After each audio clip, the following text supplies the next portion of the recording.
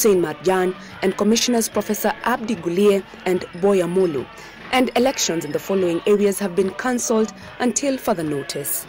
Governor positions in Mombasa and Kakamega counties, member of National Assembly by-election in Kitui Rural Constituency, Kitui County, Kacheliba Constituency, West Pokot County, Pokot South Constituency, West Pokot County, and Rongai Constituency in Nakuru County, and member of County Assembly by-election in Nyaki West, North Imenti, Meru County, and Kwanjenga in Embakasi South, Nairobi County, due to what IEBC terms as security concerns and profiling of IEBC employees, with some aspirants disappointed over the cancellation of the repeat polls.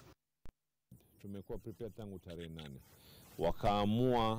Wakaungana, wakaamua kutubadilishia tarehe 23. Tunawaambia tarehe 23 pia ikifika tunawaomba ya kwa musibadili tena kwa sababu mnatesa raia wa Kenya. Kwa hivyo kile chama tunakijua na wale ambao ni IEBC waliamua kutubadilishia. It cannot be a coincidence, nasisitiza tena. Si coincidence ya kwa eti Kakamega na Mombasa ambao ni strongholds za Azimio peke yake ndio mambo haya yaliweza kutokea. Kwa hivyo tunaomba ya kwa wasibadilishe. Na wakibadilisha pia tarehe nyingine pia tutakuwa tayari tena. Hamna shida. Bridget Ngana, NTV, Nakuru. President-elect William Ruto has committed to ensure his administration will not have space for intimidation, exclusion and use of public servants to run political work in its governance. The president-elect, who has accused the current government of making that mistake, says his win has now enabled Kenyans to have their democratic country back. At the official deputy president's residence in Karen, Nairobi, the president-elect William Ruto chaired the first meeting of all elected governors, members of National Assembly and senators under the Kenya Kwanza Alliance. The president-elect used the occasion to outline what he termed as how different his administration will be compared to the current one. Our administration will have nothing to do with the blackmail we have seen, the threats we have seen, the fear that has been sold around the country, that you cannot talk to this or that person because they don't share your political views. I want to tell the people of Kenya, we are having our democratic country back. Ruto, who had been sidelined from the Jubilee government despite being the second in command as the deputy president, always accused the government of using public officers and provincial administration to scuttle his presidential bid. I am sorry, members of the provincial administration, public servants will not be available to carry out political work for any political party. It is the only way we can have a government that delivers. There will be no room for exclusion of any part of the Republic of Kenya. We are going to govern in a manner that makes sure that no part of Kenya is left behind. Besides the governors present, the meeting brought together 163 members of the National Assembly, 24 senators and 10 independent elected leaders. Ruto will be banking on the numbers to push his agenda in parliament. I really want us to know that the expectations of the people of Kenya are huge, and therefore we do not have the luxury of wasting any time. We also must focus on making sure that we deliver on our commitment. The Kenya Kwanza Alliance Wednesday will be forwarding the names of those they have proposed to join the committee of the assumption of office of the president to work on the transition process to have the new government in place. The Kenya Kwanza administration will be seeking to change the standing orders of parliament to make cabinet secretaries answer questions on the floor of the house as one of the ways of keeping its promise of running a transparent, democratic and accountable government. Vincent Odur, NTV, Nairobi. The Azimio One Kenya coalition is toying with the idea of either sponsoring Wiper leader Kalonzo Musyoka or former National Assembly Speaker Kenneth Marende for the position of National Assembly Speaker, as it now readies for the start of the 13th Parliament. According to multiple sources within the coalition, the choice of Kalonzo will come as a last resort if the courts do not rule in their favor in the presidential appeal set to be lodged at the Supreme Court next week, Tuesday. NTV's senior political affairs reporter Kennedy Mureithi with details of this meeting that saw the leadership exude confidence of winning their petition at the Supreme Court, insisting there is sufficient evidence. For the second time since the August 9th elections, members of the Azimio One Kenya caucus met at the KICC to forge a common way forward, especially at a time they are faced with the possibility of moving to the Supreme Court to challenge William Ruto's declaration as president-elect.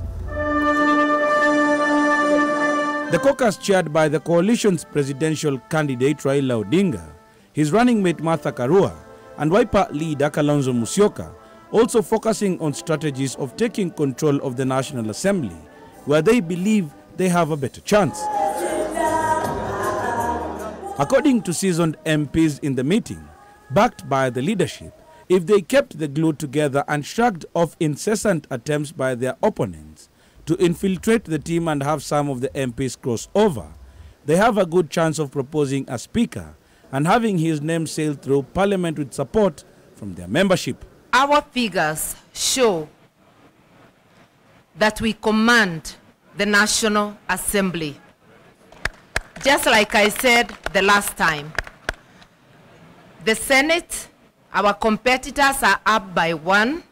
It is obvious that we have very, very many elected representatives of our people, not even to mention about the members of the county assemblies, who will shortly, in the next few days, be also putting their act together. In pushing the agenda, there is a proposal of having former National Assembly Speaker Kenneth Marende fronted for the same position in this dispensation. The coalition sees his nomination as one that would be agreeable to MPs from across the political aisle. The name of Kalonzo Musyoka has also come up, where the coalition says he should be considered as a way of thanking him for delivering to the coalition. According to proponents of this push, Kalonzo came through for the coalition, delivering the Kamba vote for the Raila Martha Karua ticket, and if worst comes to worst, and their case at the Supreme Court does not materialize, then he is a candidate for the position. But the most important matter is to stand in solidarity and to stand together.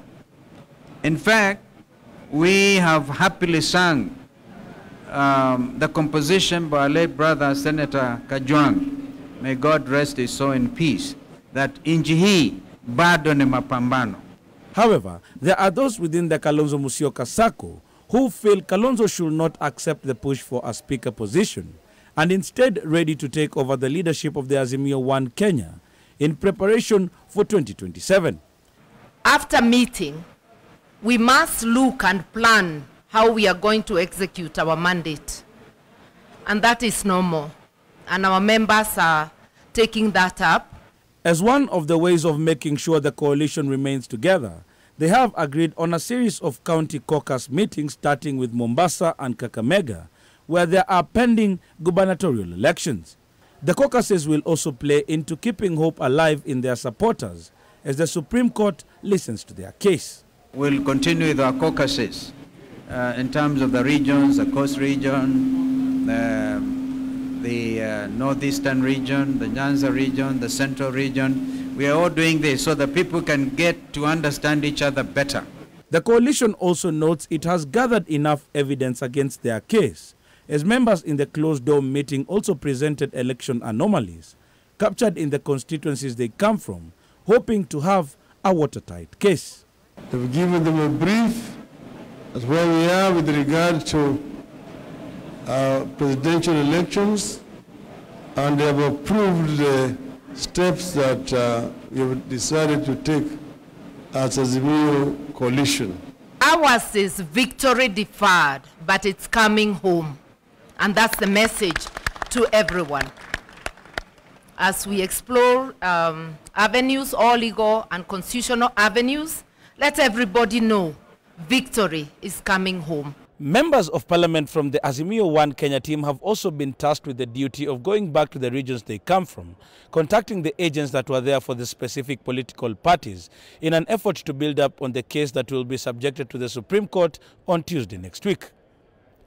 Kennedy Mureithi, NTV at the KICC in Nairobi County. Well, Azimio says victory deferred.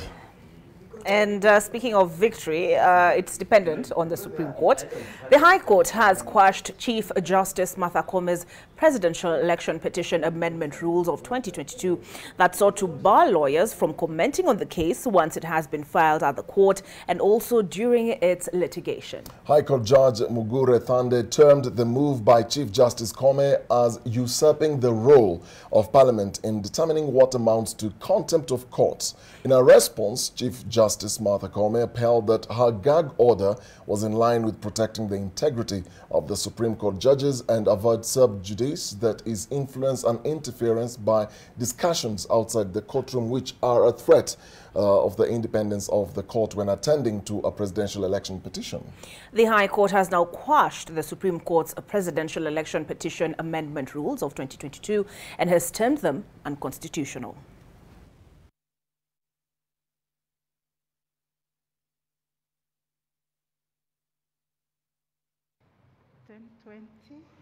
We had intended to break at 10:30, but we still think we can take a short break now, and just to indicate that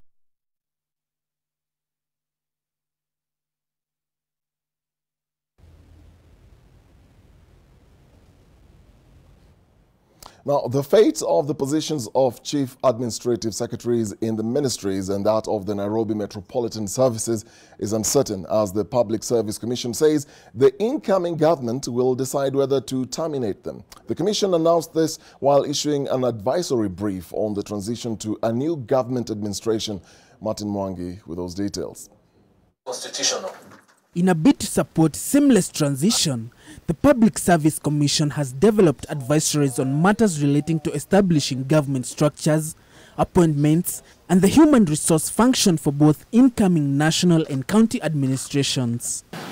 Among the advisories is that the incoming government will decide whether to continue with or scrap off positions of chief administrative secretaries. For the discharge of the duties as chief administrative secretary.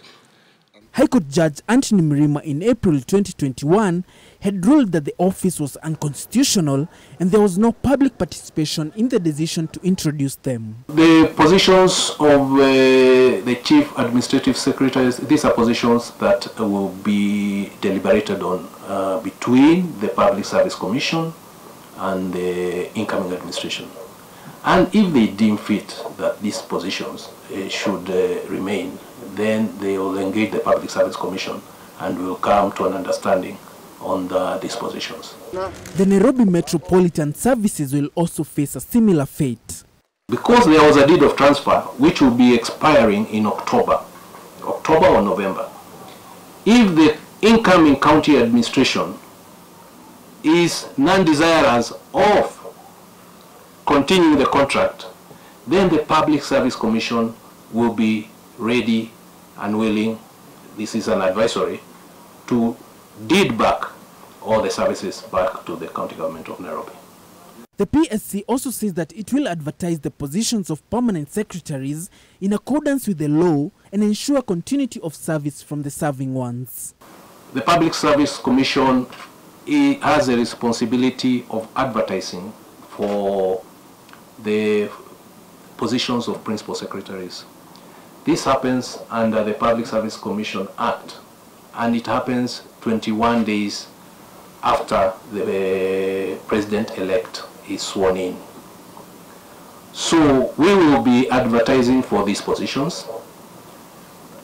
We will be interviewing for these positions, and we will be recommending to the incoming new administration. The Commission has issued the advisories to the outgoing government and the Committee on Assumption of Office, led by the head of PSC, Joseph Kenywa. Martin Mwangi, NTV.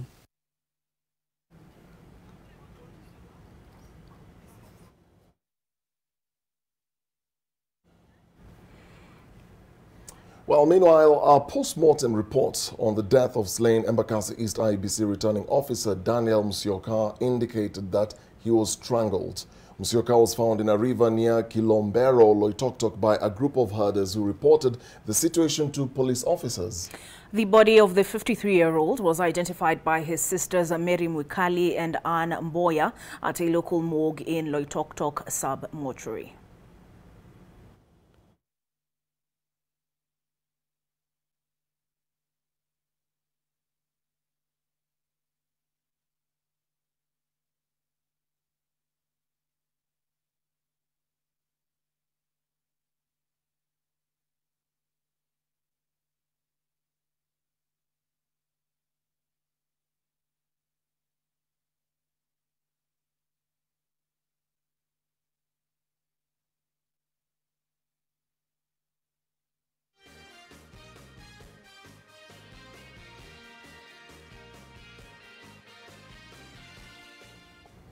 Well, that autopsy report and what the family had to endure. Wafula Chebukati yesterday in his statement, besides everything else that he said, which we'll be talking about shortly, also condoled with the family, Olive. Yes, and he did state that the commission would work. He says the commission assures the family that it will journey with them as they make plans to lay him to rest. Yeah, so unfortunate for the IEBC chair, who said that he condemned the murder, but also did mention that there were other, officials who are being profiled, and just laying the ground for the fact that, this trend is so worrying, as the commission was saddened by the murder of the returning officer for Embakasi East constituency, Mr. Daniel Musyoka, expressing his deepest condolences to the family, and also promised that he and the commission were going to walk the journey with their family to make sure that he is laid to rest. True, and I'm keen to hear what our panelists this morning have to say on this, what Chebukati says.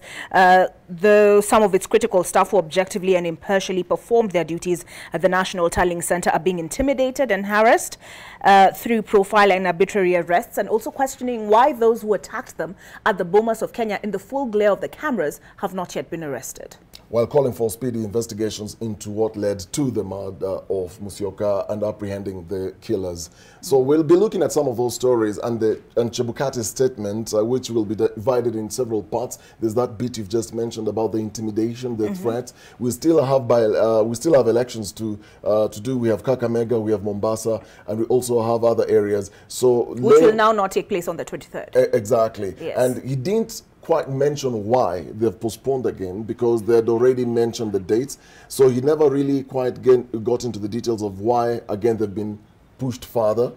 Maybe it's because of the intimidation, maybe it's because of this the injuries, the injuries of the officials. They could have sustained at the Bomas of Kenya. The profiling as well. Yeah. It could be any of those things. And also the fact that the commission is divided. Oh, yes. Speaking of a commission that's divided, we look at the Daily Nation. Now, the front page of the Daily Nation, 2 or 3 of the most important stories. You're looking at the man of the moment, right on the left-hand side. Ruto talks big, cut an image of a man in charge yesterday at Karen. All right, and you were speaking of commission divided. IEBC, the Daily Nation says, turns into a farce as bosses trade accusations. And we have the chairman and his vice chairperson here. The chairman says during a briefing on August 15th, 2022 at 3 p.m. before the final declaration of the presidential election results, Juliana Cherera, Francis Wanderi, Justice Nyang'aya and Irene Masit demanded that the chairperson moderates the results for the purposes of forcing an election rerun. And this is after Cherera, the vice chair, you look at those 2 pictures, they're looking in 2 different directions. Some things need to be put out there.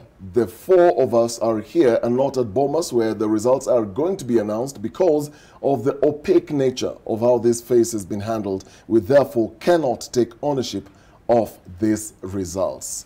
All right, and we get into this with our panelists this morning. Dennis, you did tell us already we had Dr. Professor Alfred Omenya in studio. We introduced him earlier. You told us Dr. Caroline Muse wasn't far off, and neither was Professor Ben Sihanya. Yes. They're now settled in. They're in studio. And I'll start with you, Professor Sihanya. So the statement from Chebukati addressed a number of issues.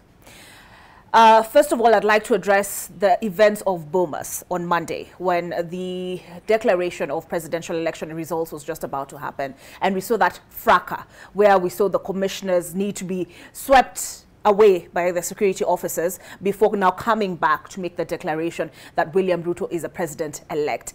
Did you expect arrests, a statement from police condemning that incident? You know, things happened so fast at Bomas. You'll recall that morning viewers.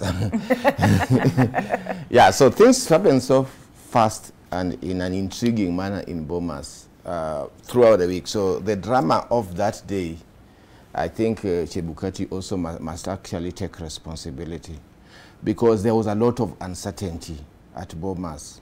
All the way from Tuesday, and certain changes which he was making, which were not, most of us were there to do a good job for the country, for this republic. But the way Chebukati handled a lot of things wasn't good, and there was also clear evidence of bias of even some of the staff, because in some cases they would start their work without explaining, without looking for the agents, especially from Azimio. So Chebukati is not telling you the details.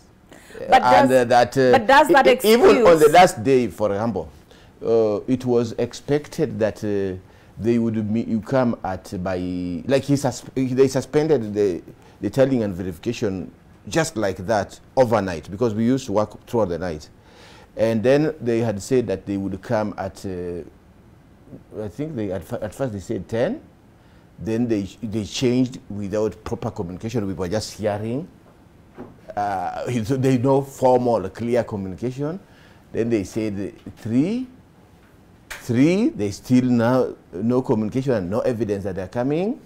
They changed to 4, and it's not changed that they come and announce. So Chebukati is not being forthright and truthful to Kenyans. And then 4, they also didn't materialize. It was much later. So there was a lot of tension, and that's why I think many Kenyans were saying that we basically people are just there dancing and listening to, because completely, you are anxious, the country is anxious, and it's not that we had superior information. So this tension at Bomas, Mr. Wafula Chebukati, chairperson of IEBC, acting unilaterally on almost everything, should take responsibility. Whether people have been arrested or not, well, of course, a lot of that depends also on investigations and on what the intelligence and security agencies are doing about it. But Chebukati also didn't take responsibility for so many actions of his staff, which were actually criminal and quite annoying to many members. Regardless of whether, does it excuse what we saw, the turning over of tables, the throwing of chair, the injuring of commissioners, you know, where somebody has to be held by the back of their jacket and whisked away? Does it excuse that, regardless of whatever circumstances preceded it? Does it excuse that other people managed to restrain themselves? Carol? I'm on record here as having saying I think these politicians behaved extremely in a very repugnant manner. Yes, we understand the emotional nature of what's at stake here. Everybody was declaring themselves winner. We understand that. I personally have a bit of a different opinion that Chebukati should take responsibility. I don't think Chebukati should take responsibility for the emotional indiscipline and outbursts that we saw some of the leaders. I mean, we saw some of the leaders actually engaging police in fisticuffs. You know, punches were being thrown, there was slapping going on. For me, I think that particular criminal element needs to be addressed. If there are people that are culpable, we saw them throwing punches, we saw them, you know, unleashing fury on the commissioners. In as much as we might say that the commissioners, you know, in retrospect, behaved badly, I don't think that is grounds for assaulting people and unleashing violence on people in the course of discharging their duties, whether you agree on how they're discharging their duties or not. And for me, the larger issue here is, in case the Supreme Court, you know, now projecting forwards, the Supreme Court, you know, nullifies this election.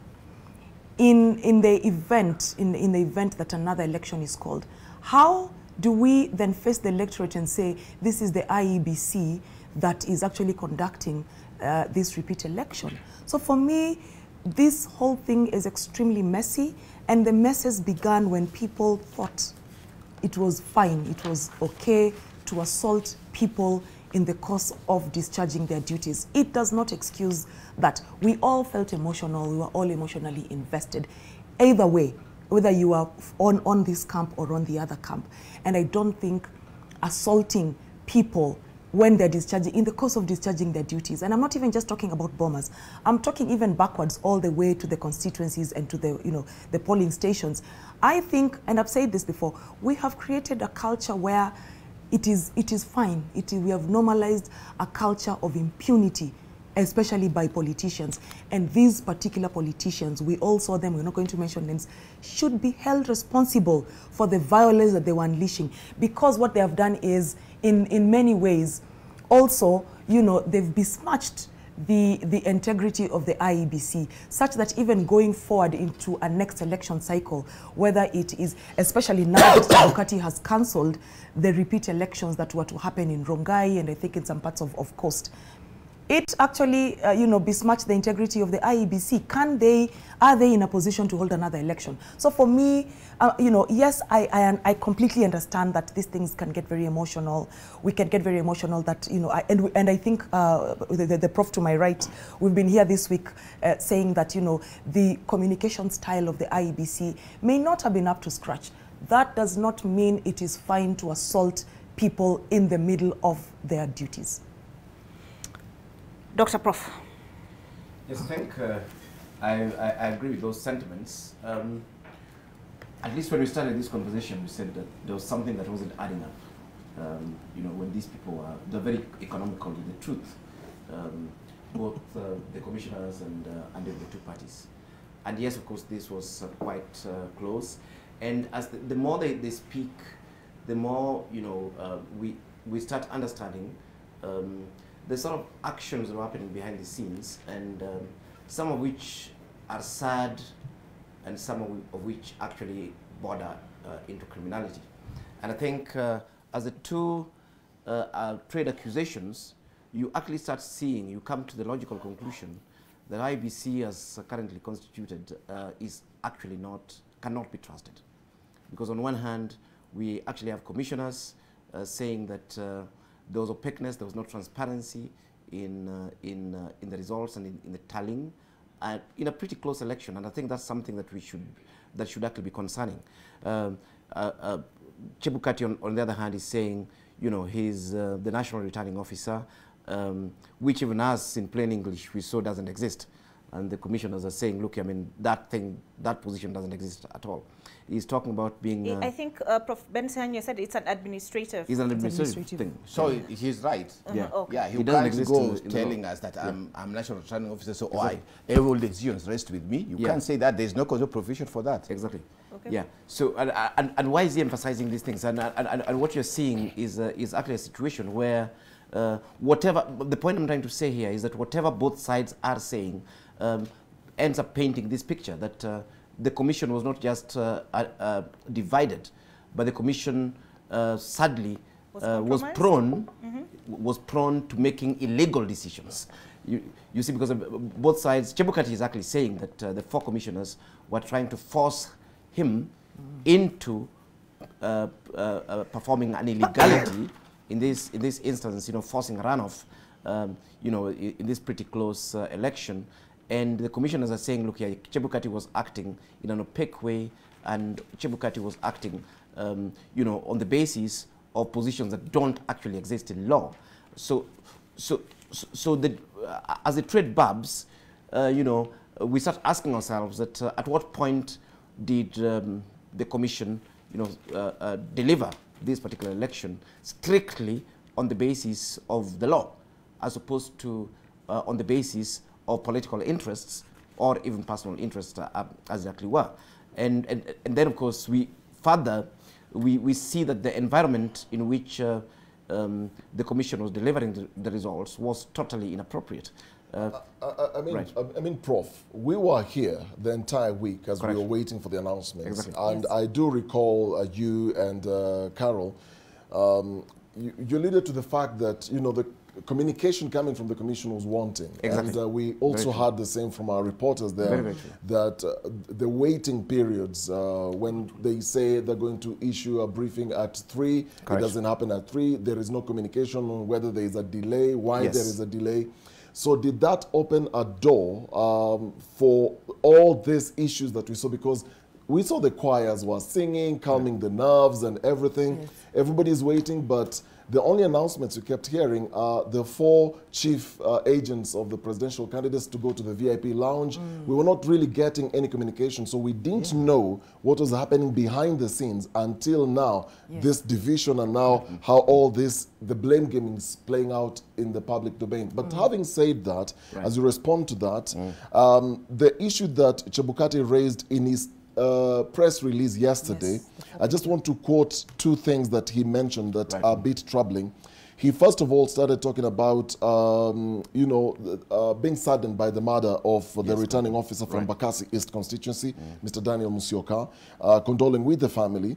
But then he also made mention of Msando in his statement that just like the late ICT manager Chris Msando was murdered while on duty, this was a well-trained officer, and went on and so on and so forth. But he talks about harassment of members of the commission, while calling for speedy investigations and those who are responsible with the drama that we saw at IEBC to be brought to book. We haven't had any statement so far on anything from the police side. Now, the commission is concerned that some of its critical staff who objectively and impartially perform their duties at the National Tallying Center are being intimidated and harassed through profiling and or arbitrary arrests. This has instilled fear within the staff who are now unable to report to the office for duty. This harassment must stop forthwith.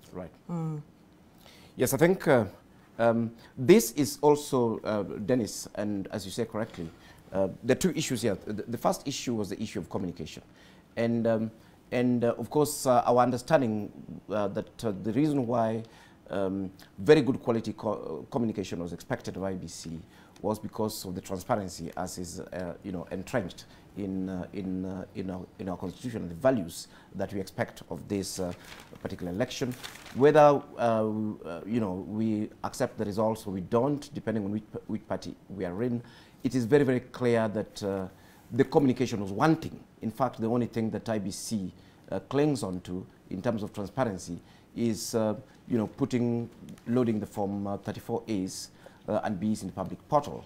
From a common sense perspective, that is not adequate communication. And anyway, the commissioners themselves have actually told us that you know, that the process was opaque. They didn't need to tell us.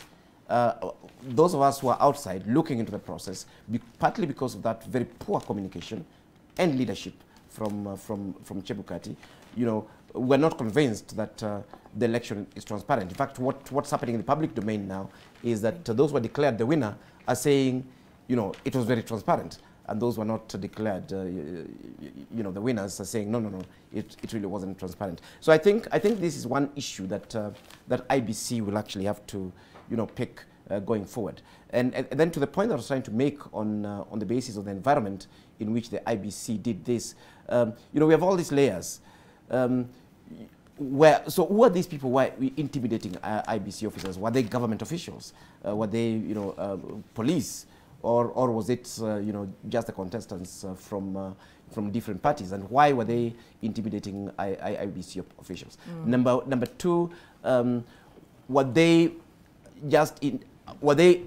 intimidating all the IEBC officials, or were they intimidating particular, officials and so on and so forth?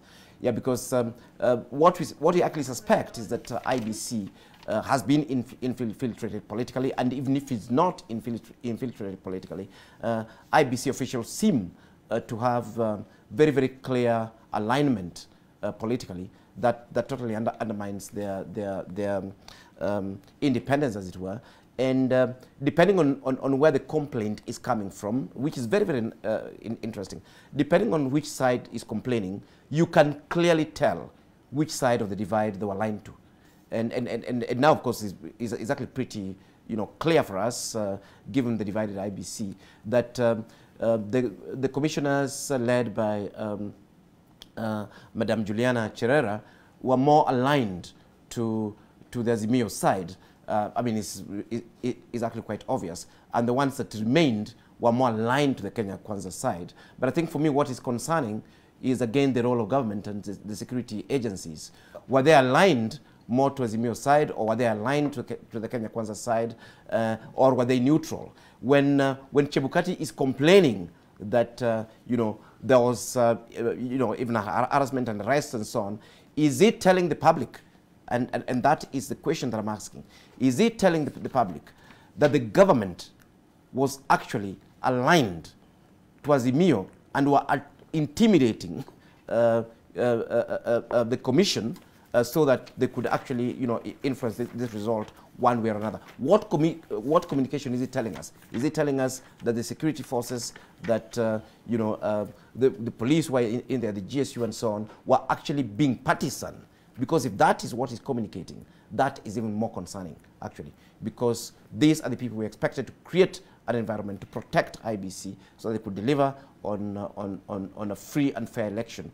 Of course, I mean, it is already in the public domain that IEBC itself, was partisan. So we don't even know whether IEBC was capable in that sort of environment of intimidation and a split IEBC to deliver on a free and fair election. And in a situation where the election results are so close. You see, these numbers, as we are looking at them, they're revealing more and more, because now the number has shifted from, the 233 that was the difference between Ruto and Raila, to 142, which was the number that was not adding up, to another number which is very interesting, which is 69,000. And 69,000 is the magic number that would have forced a runoff.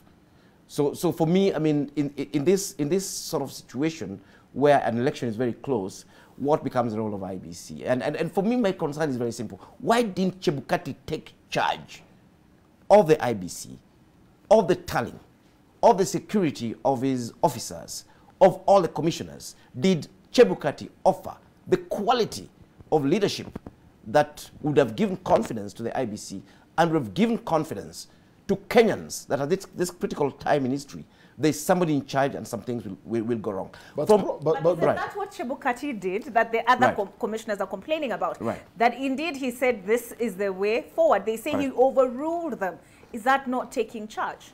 And in his remarks, he also talked about his constitutional mandate. Correct. That he needed to do what was needful at that point. Exactly. That speaks of somebody then, we might argue, who's beyond all this drama that we're seeing, because we didn't know all these things that are now being revealed. Correct. Now we are seeing the division within the commission, and this statement that he issued yesterday, I think it should be on the screen, the part 2 of his statement, talking about the harassment of members and staff of the commission. Olive, if you could just read it. Doesn't it worry you, Professor Sihanya, when he says the commission is concerned that some of its critical staff who objectively and impartially performed their duties at the National Tallying Center are being intimidated and harassed through profiling and arbitrary arrests? He continues to say that during the announcement of the presidential results, the chairman, Wafula Chebukati, commissioners Professor Abdi Guliye and Boya Molu, and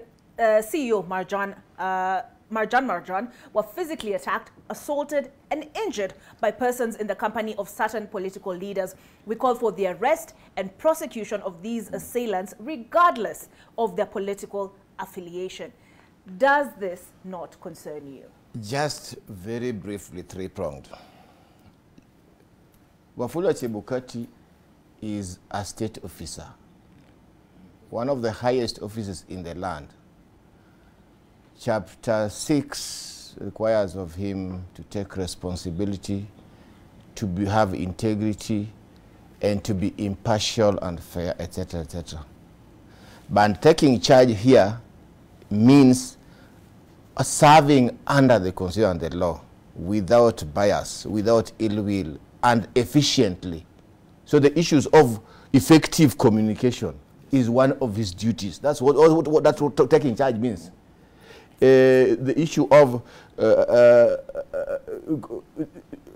being responsive to the fellow commissioners. That's what taking charge is, not usurping powers of the commission. In fact, now I'm in the second issue, which is acting within the law intra vires. The lawyers call it intra vires rather than ultra vires, within the law. So when he was usurping the powers of the commission and saying, I am the national returning officer, etc., and doing that, he was not really taking charge.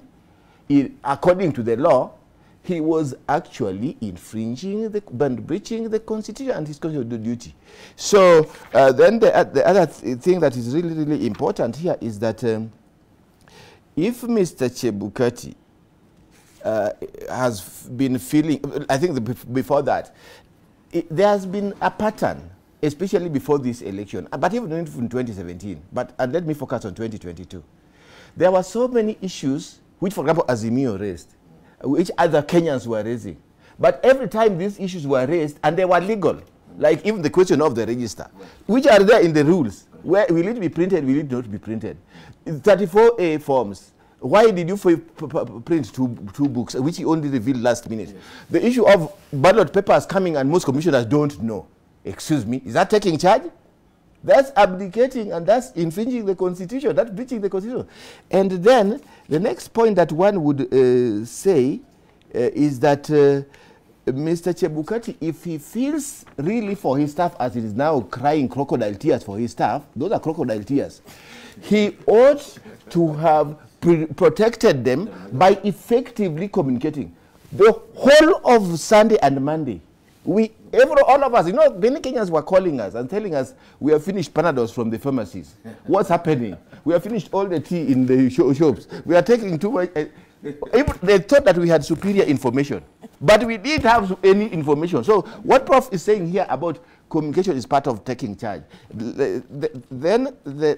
And if he feels so aggrieved or he's been really concerned about his staff, he is the chair of one of the most important commissions in this country. The IEBC is a commission that is supposed to implement our popular sovereignty under Article 1. No commission can be superior to that. It's one of the top tier commissions. And Chebukati should not joke with our votes, our ability to recruit a government. So that's the problem. And then lastly, on this, he should not be, he can go and write formal complaints. Has he done formal complaints? Has the commission even, if they do formal complaints to the relevant government agencies, rather than crying, he's a cry baby. Has he done formal complaints? And the IEBC can even litigate on these issues. So, and if he is to do that, he must come along with the commissioners. He must not act unilaterally. Lastly, the point is here.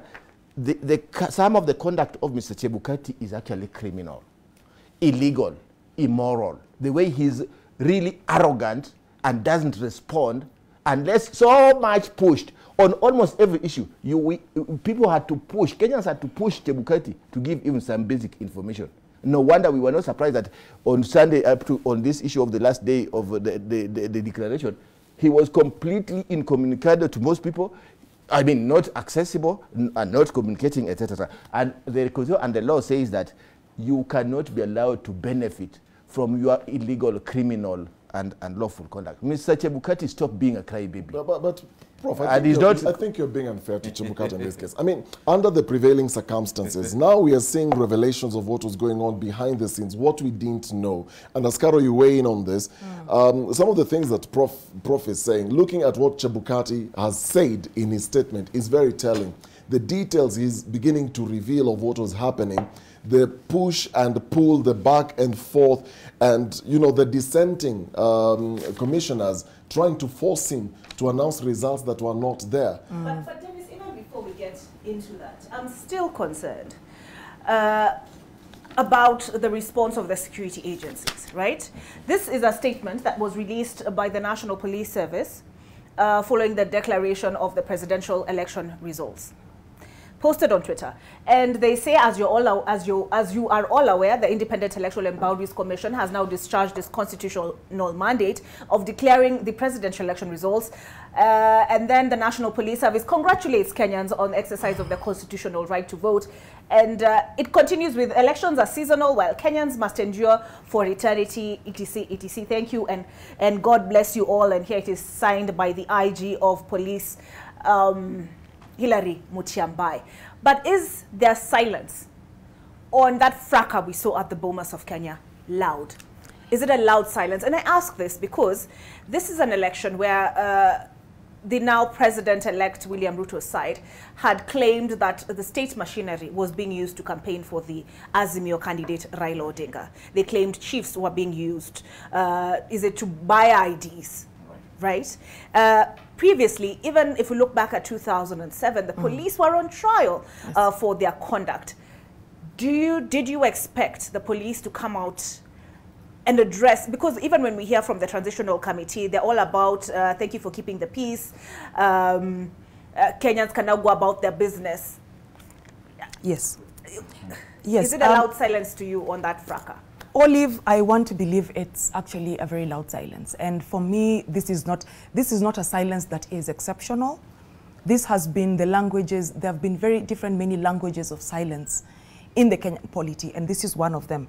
I'll give you an example. Let's talk about, I want us to center this conversation in where it should be centered. Let's talk about Daniel Musyoka. In as much as Prof to my left, he's saying, has got some really harsh and perhaps true statements about IEBC. It's not in dispute that the communication from IEBC was wanting. That's not in dispute. We sat here with the Prof on my right today, and we said that the communication was wanting, the communication style, the silences, from the IEBC and the chair of the IEBC. But I want us to center this conversation on the people. Daniel Musyoka is dead. He was the returning officer for Embakasi East. And if you look at the Election Offences Act of 2016, and of course we've got Prof to my left here, who is a constitutional expert. When I look at the Election Offences Act, Section 13I, it's very clear. Any person that obstructs or hinders any election officer, candidate, or agent in the execution of their lawful duties, etc., disrupting or preventing the election, commits an offense and is liable on conviction to a fine not exceeding 500,000 shillings or imprisonment for a term not exceeding 5 years or both. So the election... Section 13? I. In the where it talks about obstructing or hindering any elections officer, candidate, or agent in the execution of their lawful duties. So for me, the law was breached. It's very clear. But if you look at the totality of the Election Offences Act, you will see some of the issues that the Kenya Kwanza side, and I think even Azimio side, were either raising or breaching, or both. You look at things like use of national security organs, is an offense, which is Section 12. Using of national security organs, use of force or violence during the election period. And like I keep saying, Mr. Musyoka, his family are mourning the loss of their father, the loss of their brother. Undue influence. So if you look at the totality of the Election Offences Act of 2016, many of these, the articles therein have been breached all through this election period in full view of cameras, including what culminated at Bomas. What we saw at Bomas was unlawful. Like I've said before, just here, yes, the IEBC officials were not acting, up to par. That does not mean we break the law to tell them we don't like the way we are communicating. It's there. I've read it. any person who does that, use of violence, you know, to interrupt what these people are doing. These people who are working. Daniel Musyoka was working, got a phone call, left the place where there were people, and the next thing people knew, he was in a bush in Oloitoktok.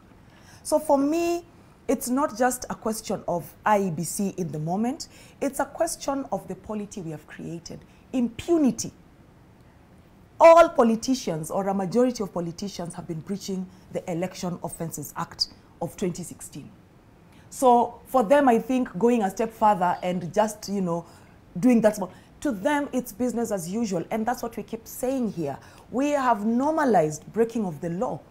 And now it's coming back to bite us in the collective, you know, behind as a country. What do we do going forward? For me, is the key thing. Yes, we can go to court, and these people, I think, should be prosecuted. They should be prosecuted. So when I see the IG of police having, you know, which I find to be a very, you know, lukewarm statement, for me, I think we are missing the larger picture. I mean, Carol, as Prof also contributes to what you've just said, earlier on, Prof here said that Chebukati is just a crybaby. Looking at the prevailing circumstances of what do we want him to do, or what did you expect him to do? I mean, handling all this drama, and there's more to be revealed.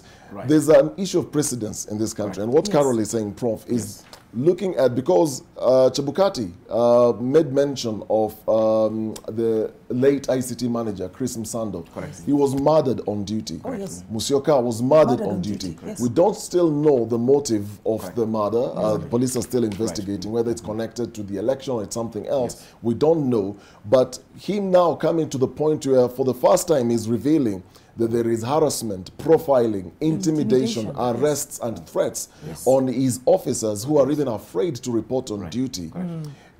Is this just opening up an issue that we didn't know existed, or now it's coming out in the open and going into the future, because Chebukati is leaving office anyway, it will be an issue handling commissioners and handling officials who work for IEBC? Yes. Yeah, I think this is very interesting and very, very important for us. And I just want to say this up front, that, you know, we are making this to almost feel like a binary sort of discussion, that the fact that IBC demonstrated, you know, incompetence, then it means that the other side demonstrated competence. Of course, we live in Kenya. One of the most incompetent, unprofessional, and corrupt you know, a government entity in Kenya is the police. We know that. Even in terms of public opinion, they always come on top as the most corrupt. Yes, so I don't expect the police to be the most competent people, you know, in terms of protecting our election. And those claims that Chebukati is raising, for a Kenyan, is normal. That is what we expect of our police. We don't expect our police to be extremely professional. Of course, I mean, they may have improved a little bit. So in a way, for me, this is detracting us from the main issue, whether IBC, you know, conducted this mandate in the most professional manner. We've been saying, is the police the one responsible for IBC discharging his mandate, or is it IBC through his chair? My expectation, and we've said that actually, this is not the first time this commission is conducting elections. They actually have conducted a physical election, so they don't even need to simulate. Were there problems of security breaches and so on in the previous election? Yes, there were. What did Chebukati do about them? Was Chebukati imagining that in this particular election there would be no fracas, there would be no throwing of chairs, there would be no shouting? If he imagined that they would not be there at all, then we can actually declare him a fool on national TV. I think, Prof, this is my point. Chebukati is the leader. Chebukati is the leader. In fact, it's Chebukati who should have been responsible for the security of his people. by liaising with the police, but by liaising with the agencies that provide that security. You cannot just come and say that, okay, fine, there was no security. Did he ask for security? Was that security provided? What level of security? Most likely, let me just cut you short there. He has to be in charge. No, but you see, Prof, we saw them when this whole Venezuelan business transpired. And there was this back and forth between the police and the IEBC. Outside Jogo House, police headquarters, they stood there, Hilary Mutyambai, Wafula Chebukati, his vice chair, Juliana Cherera, and said they have secured this election. They were engaged. There was engagement that happened. I agree. And just to mention that on screen, we have that Election Offences Act open, and Section 13I obstructs. So it is an election offence to obstruct or hinder any election officer, candidate, or agent in the execution of their lawful duties. I am not exonerating the police for a poor job. In fact, all I'm saying is that as a Kenyan, I expected them to do a poor job. The only thing that, and they delivered on the poverty, you know, that we actually expected them to deliver. And they've been demonstrating that throughout the entire process. Of course, also giving credit where it's due. That yes, I mean, you know, especially when it comes to security of the citizens and so on, the police actually did a relatively good job. But I'm not here to say that the police are in fact, that's why I was distancing myself from the binary discussions of IEBC versus the police. Because if you do that, then in fact, you know, you shift from the fact that, you know, it's possible, in fact, actually both parties did a bad job. I'm not here to say the police did a good job. No, no, no. That is not the message I'm actually saying. The question I'm posing there to the public is that, you know, the IEBC being in charge of elections, their chairman, you know, do they have a role in terms of how election is secured? Honestly, if you're going to leave this purely to the police, then we're going to see terrible chaos outside there. My point is that IEBC actually has a role of engaging with the police, the IG, with the police, and say, look here, this is how we are conducting our election. We need this type of security at this particular point. And we're not just looking at national tallying. We are looking at the entire electoral process. They need to actually clearly indicate to the agency that provides security, that is the police, the type of security they need, the level of security they need, and so on and so forth. If the police then fail to provide that, then you can accuse the police. Honestly, if I was the chair of the commission, I would already have seen these things and I say, at this point we expect this type of trouble, at this point we expect this type of trouble, and we need this type of security. If then the police fail to do that, then I can come to the public and say, look here, as IEBC, we asked the police to secure this process. We asked the police for this many officers. We asked the police for this whatever. And they allowed the contestants to come in but so far, Prof, in Chebukati's statement, to be fair to the man, he says that we call on security agencies to speedily investigate and apprehend the killers of Monsieur. That is true. That one has made it very clear. But then he also raises another concern. He's duty bound to do certain things. But here he says that he is actually reporting to the public by making this public because of the 4 dissenting commissioners and revealing what was happening. He says that there are some concerns that some of its critical staff who objectively and impartially performed their duties at the National Tallying Center are being intimidated. He has not said from where, but he's raising the concern they're being intimidated, they're being harassed through profiling. He's not saying who's profiling them, and the arbitrary arrests. Who makes arrests? It's the police. Civilians don't arrest. So he's already building a case here by saying there is something going on because they've already instilled fear within the staff who are now unable to report to the office for duty. What more do you expect from Chebukati? This is the point. I'm actually not disagreeing with those things. What Chebukati is doing is the right thing. Criminality, Chebukati does not even need to ask for this. I mean, criminal investigations are done by the police.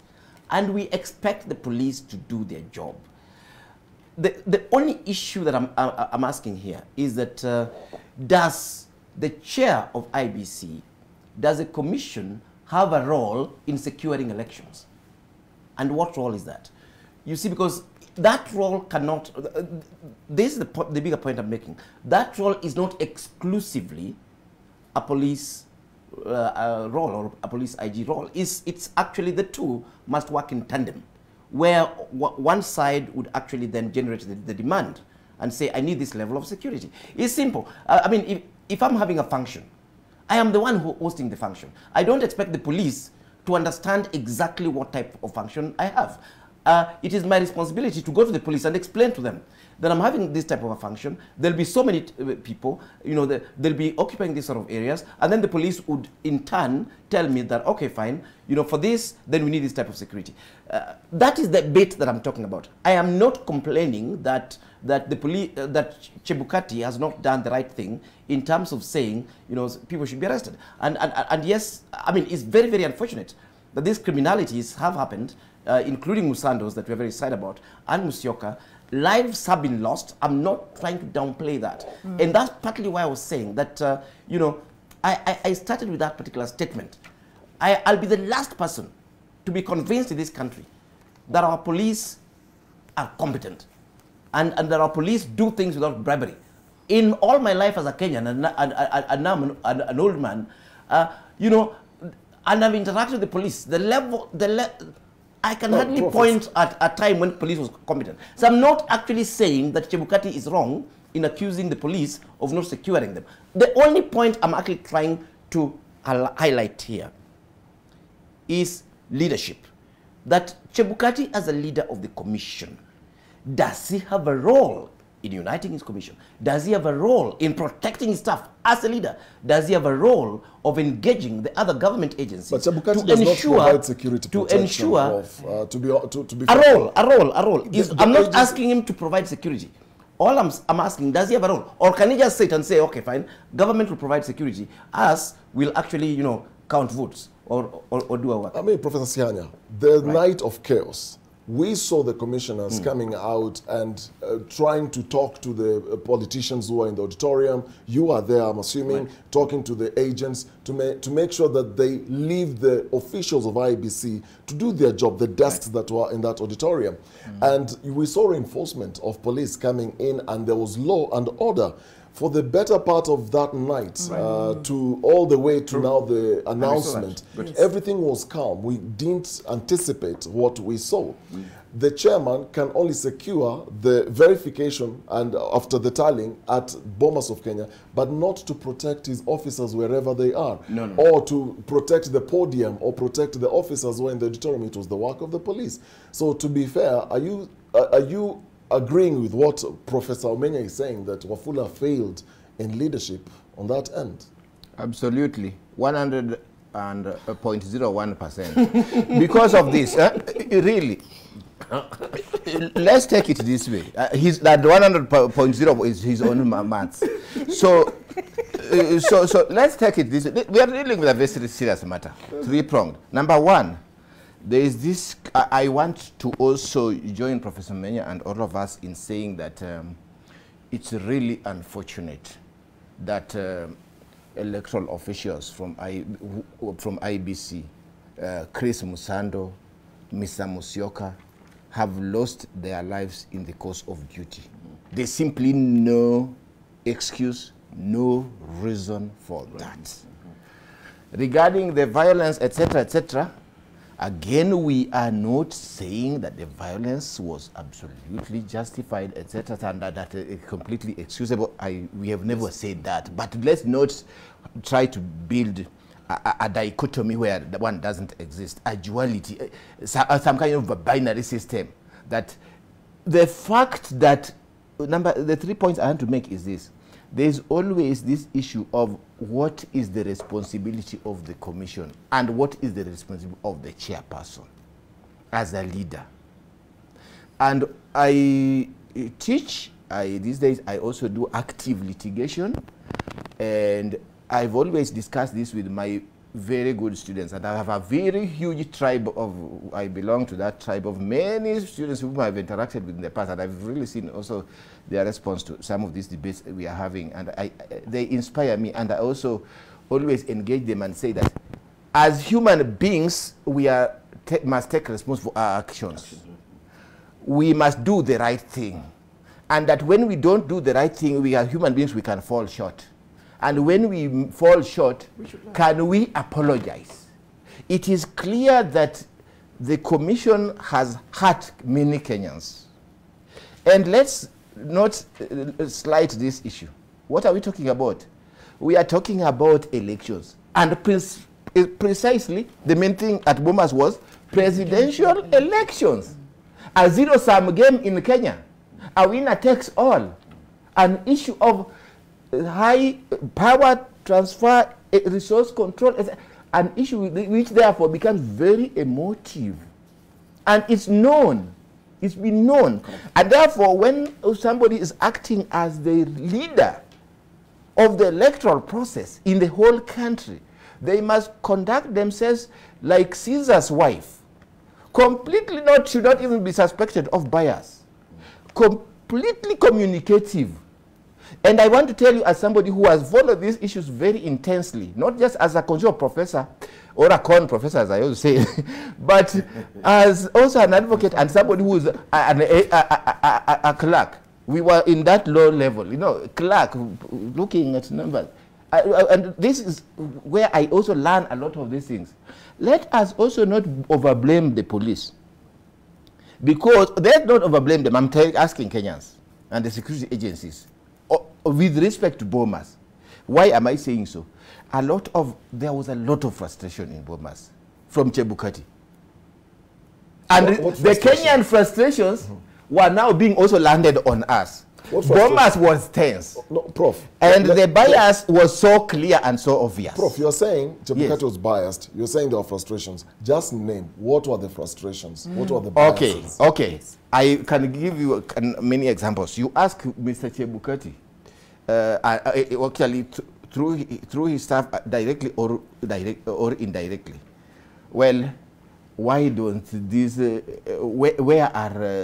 why don't these figures add up, etc., etc.? They tell you that they'll give a response much later. You are on a desk. Some of the agents have been called to a desk, and the work is proceeding. The agents for Azimio have not been even informed.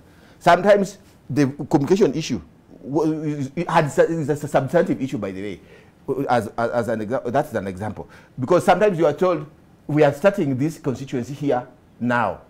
They only have informed one set of agents. The other ones, they have not. When you come there, they say, but we have started and we are moving on. You make a complaint through the process. There is no response. You are on a table.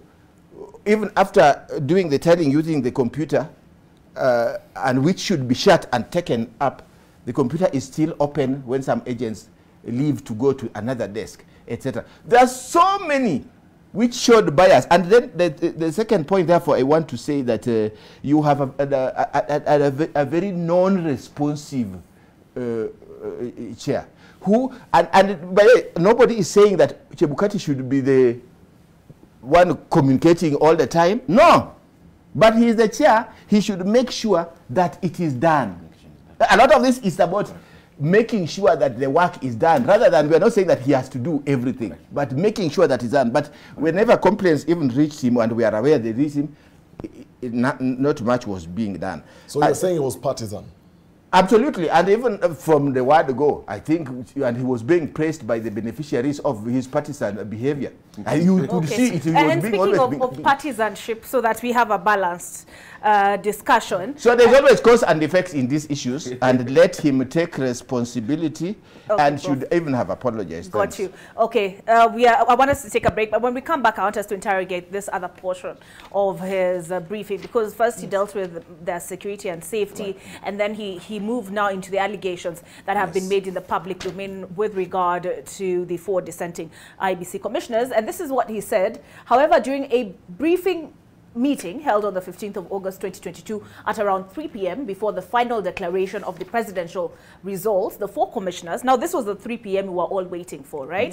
For the declaration of this presidential election results. That is Juliana Cherera, Francis Wanderi, Justus Nyang'aya, and Irene Masit demanded that the chairperson moderates the results for purposes of forcing an election rerun contrary to their oath of office.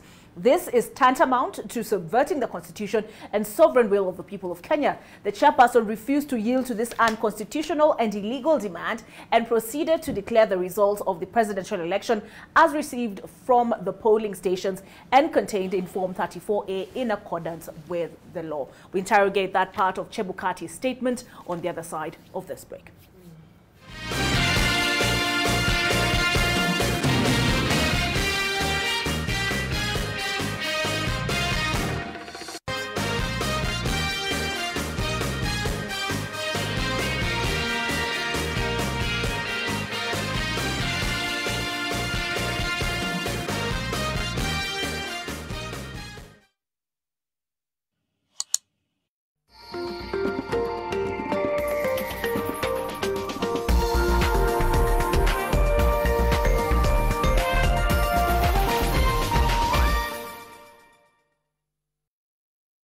At each stage of your business cycle, there are different opportunities and challenges. Has your business evolved and made strides to adapt and be the best in your field? Enter the 2022 Top 100 Mid-Sized Companies Survey and showcase how you have driven success at every stage of your business. Submit your entry at www.eastafricatop100.com. Survey closes on 9th September 2022. Top 100 SMEs. Be seated among the great.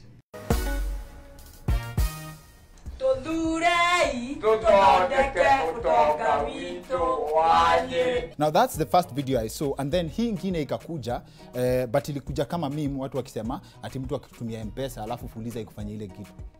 Guy mwana ni Jehova, guy. Kanunua kagari. Nikaendelea, nikashindwa na kulipa. Gari ya 30k? Yes, 30,000. That time ilikuwa gari mzuri, ilikuwa KNA. Na nilikuwa nataka kuuliza kama iko na miguu.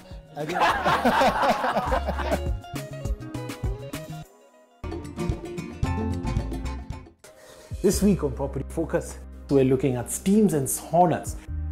I can't even stay for this promo for too long because it's really chilly today, so I'm jumping into the steam. But catch me this Sunday at 5:30 p.m. on Property Focus.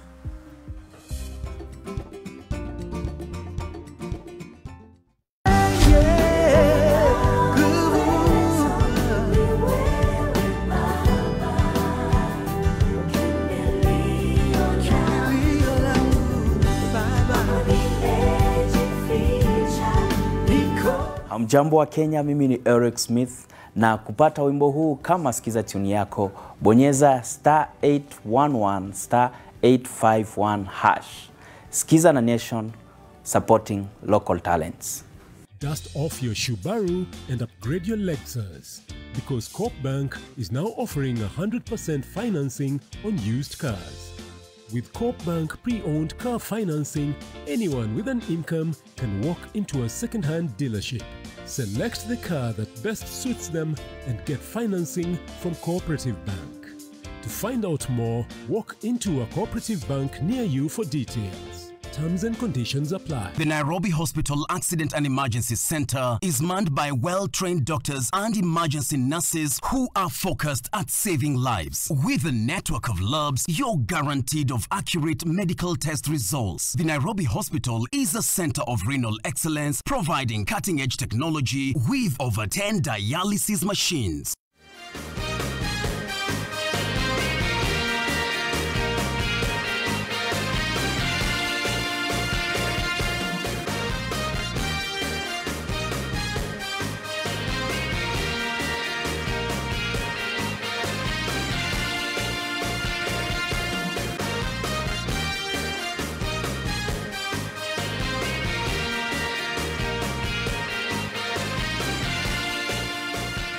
Mambo moto leo asubuhi, Dennis. They're still talking. Mi naomba maji. Naomba maji. We need water. It's so hot in here. Anyway. The two professors plus Dr. Carol. Yes. The engagement is so heated, but in the spirit of, just full disclosure. Right. Prof, Yes, you are clearly leaning towards one side. I am basing my analysis as a constitutional professor and advocate and close observer of this, and somebody who cries and weeps for Kenya every day. Okay, before we get into the weeping and gnashing of teeth, and something, Carol, you raised, which I would like us to interrogate moving forward, is how can we trust this commission to manage the elections that were postponed, those that were meant to take place on the August the 23rd, the Mombasa gubernatorial race, the Kakamega gubernatorial race, and various MP races, including in Rongai, Nakuru County. Yes. How can we trust this commission to conduct them? And should a rerun be called for at the Supreme Court, what happens then? But first, before we get into that, and already we've seen some of those who are contesting those seats, Abdul Samad Sharif Nasir in Mombasa, saying it was deliberate that the election in Mombasa was postponed. He claims that the Azimio strongholds were targeted. So we'll look at that. But first, just what do you make, Carol, on the face of things, of the statement by Wafula Chebukati that these 4 dissenting commissioners demanded that the chairperson, quote-unquote, moderates the results for purposes of forcing an election rerun? Yes. In the interest of full disclosure, I will say I've sat here from day one, remember, even on the voting day, and I told you I am a big fan of the independents. I am not a believer of binaries that we must think either in terms of white or black. So, yesterday, we spent more than an hour here discussing the veracity of the statements that the 4 commissioners made, the 0.01 and all these things that they made. If we did that, to be fair and to be very objective, we must as well take this statement by Mr. Wafula Chebukati with equal seriousness.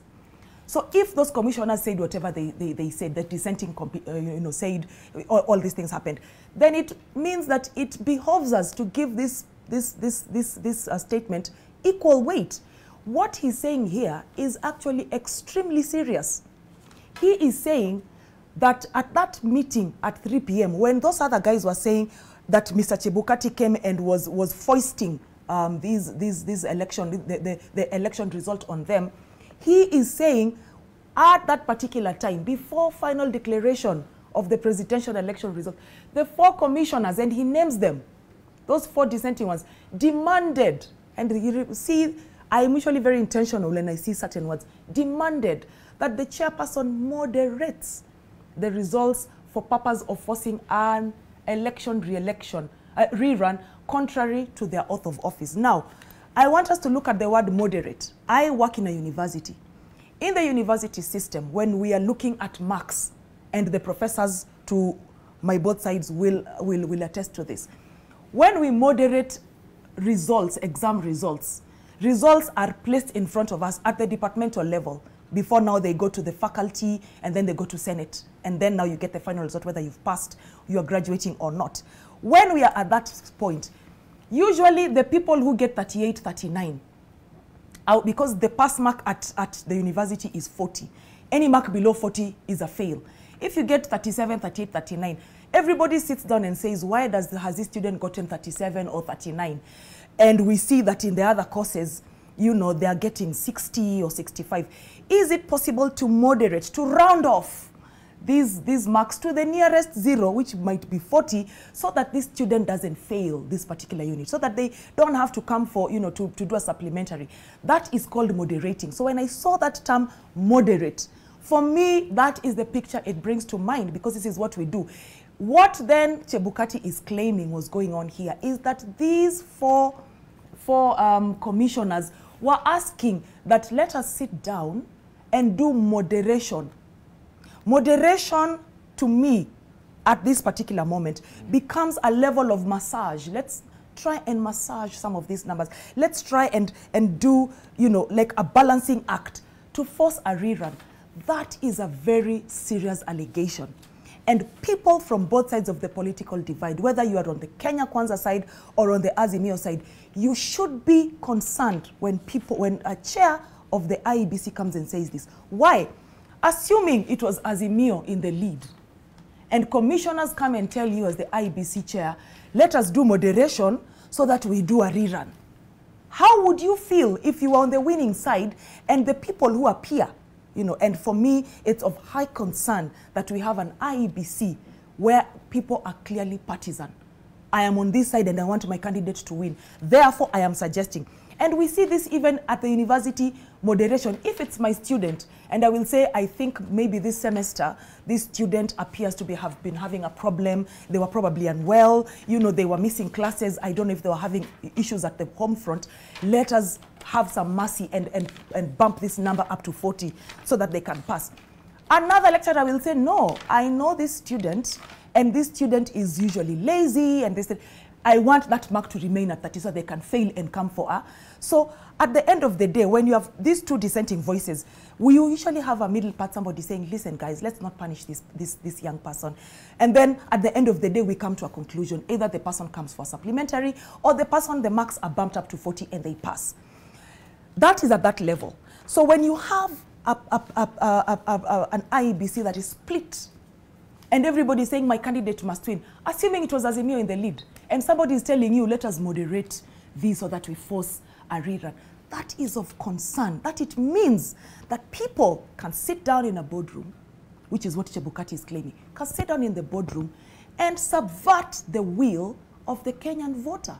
We have been telling people, register to vote, go and vote. It's okay, you can line up, there's no problem. Every vote counts. Every vote counts. If every vote counts, and then Wafula Chebukati is here, and we must take this statement with the weight it deserves, because we took the statement of the other four yesterday with the weight that their statements deserved. If somebody is telling you every vote counts, and somebody here is saying, Hapana, we want a rerun because we think this election is too close to call. How is it too close to call when, even if it's one vote? Remember, even Prof to my right has been saying, even one vote, if the person has won 50% plus one vote, that person is a winner. So you have people sitting and demanding, let us moderate this result because we want a rerun. For me, if this actually happened, and we must, you know, take it with the possibility that it happened, this is subversion.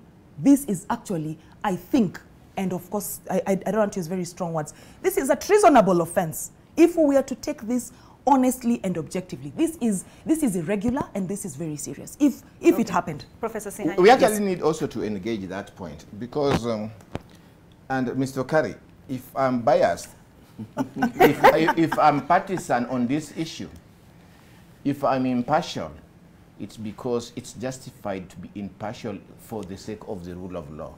Impartial or partial? Sorry, partial. Thank you. It's good to be partial for the sake of the rule of law. And that's what we always say in ICJ, International Commission for Jurists, Kenya. Yes. You be partial on the side of. You can't be neutral when injustice. You can't be neutral. Those who claim to be neutral when injustice is being done by Chebukati, they are supporting that injustice. I'm partial if accused, so guilty as charged on the side of the rule of law, on the side of constitutional democracy, on the side of good governance. Then the issue of this issue of Mr. Chebukati versus 1 versus 4, and this is important in constitutional law, in IEBC electoral law, and in evidence. Number 1, if Mr. Chebukati is making these statements, at what time did he make it? It's as a response. He was reacting, a chair reacting to a serious control crisis in the country. What? Did he report this almost treasonable act to the police? This is something that you cannot, the results are not Chebukati's. Did he report this to the police? Did he even go to court that, you know, I have a responsibility to act with my commissioners, but we are approaching a deadline, which was Tuesday, and my commissioners are telling me to commit an offense. That is the duty of a responsible chair. It's not personal. Did he do that? He's reacting. Now, the last point is that, which is the third, you know, this issue of 1 against 4, especially the Chebukati we all know, we know Chebukati of 2017. We know to Chebukati of 2020 who was being defended by one side. Don't touch Chebukati. You know, You don't charge the commission when there are so many things which were so clear. Luckily, a few of them, when the so-called biased people were putting pressure, luckily some of them they had to do. Because like Form 34B at first was not being printed. Yes. Yet it is in the regulations. If we are biased, let us continue being biased. Is that okay? In favor of the law. Chebukati is one person versus 4. Correct. In the law of evidence, your evidence must be corroborated. It must be supported. So it doesn't have the same weight as 2 or 4. And especially because he was reacting, he was not proactive. The commissioners were proactive and say, we are not going to be party to a criminal process. Professor Menya. Yeah, I think given the sort of positions that the two sides are taking, for me, we need to go back in terms of the electoral system and how it was expected to function in the constitutionally. And I would like to pose this as questions that, listening to the 4 commissioners and listening to Chebukati, can Kenyans trust them to deliver an accurate result? That's the first question. Can Kenyans trust them to deliver a transparent result? Can Kenyans trust them to be impartial? Can Kenyans trust them to be neutral? Can Kenyans trust them to be accountable? Article 81 of the Constitution, as it actually were. Just looking at the conduct and the statements and the way they're doing their things, I'm putting those questions outside there. Do we have confidence that these commissioners can deliver accurate, transparent, impartial, neutral, and accountable results as per Article 81 of the Constitution? Sadly, no. There is nothing that gives me confidence that the commission, as is constituted, could actually deliver this result. And to go back to what Prof. Sihanya was suggesting, I am actually one of those people who've been in the public domain that IEBC should have been disbanded in the first instance. First, it was not properly constituted after so many commissioners left. And then we know how recruitment was done of the additional commissioners. And I think the political players came in and hijacked the IEBC, the different sides, hoping that, they'll be leaning to their side. And Chebukati has confirmed that actually there was, criminality literally being committed by the 4 commissioners. And the 4 commissioners have also confirmed, that same fact, that Chebukati could have actually committed criminality. So in fact, from where I sit, I would like to imagine that Chebukati is telling us the truth, that actually 4 commissioners were hell-bent on performing criminality.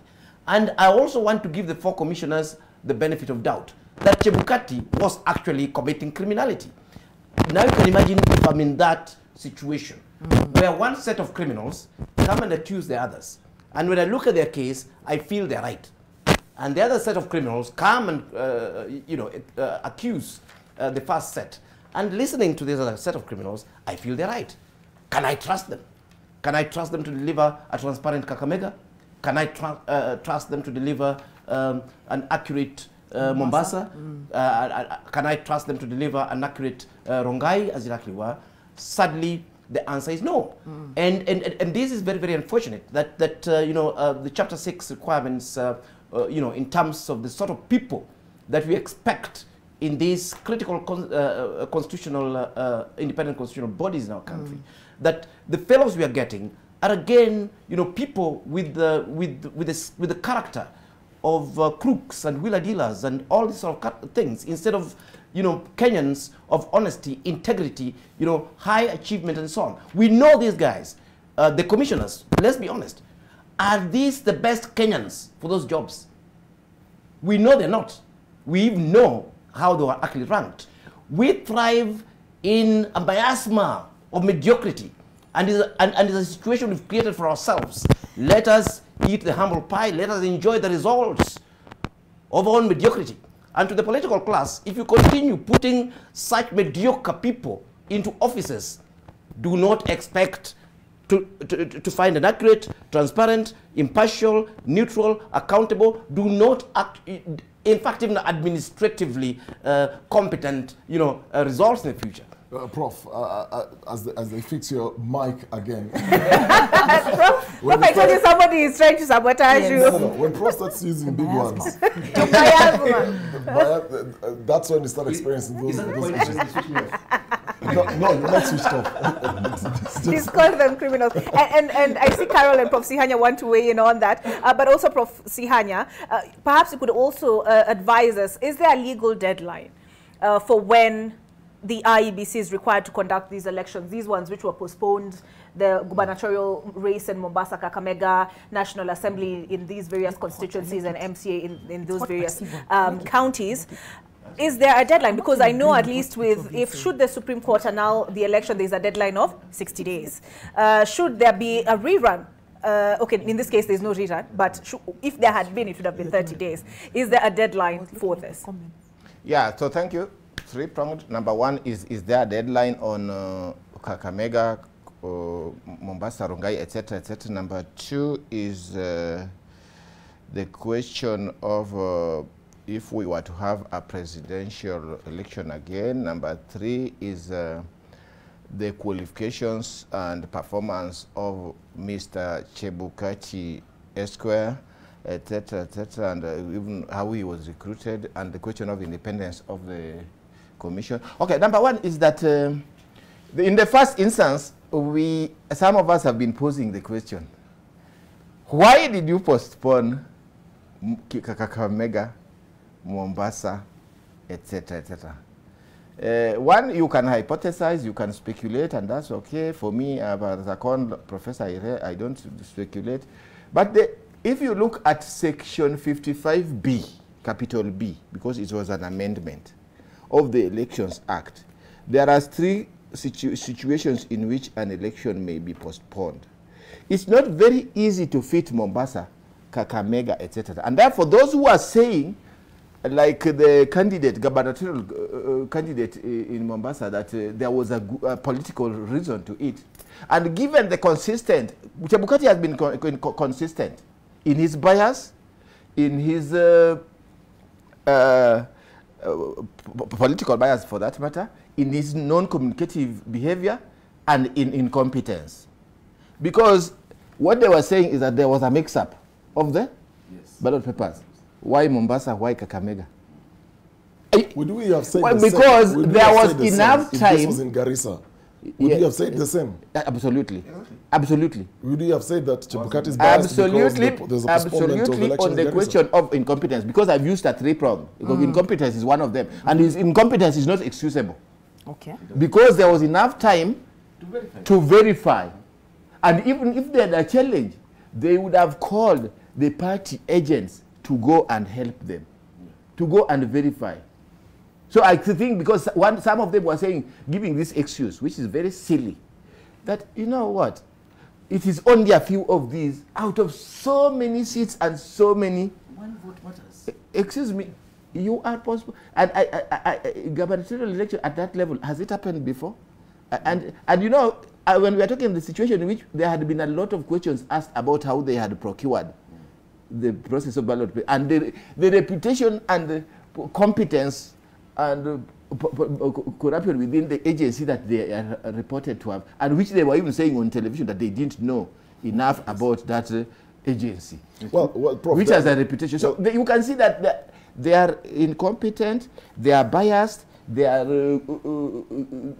not candid, and they are not telling us the truth. That's the number one, before I go to number 2 and 3. And Prof, let me just get clarification. You said the Elections Act?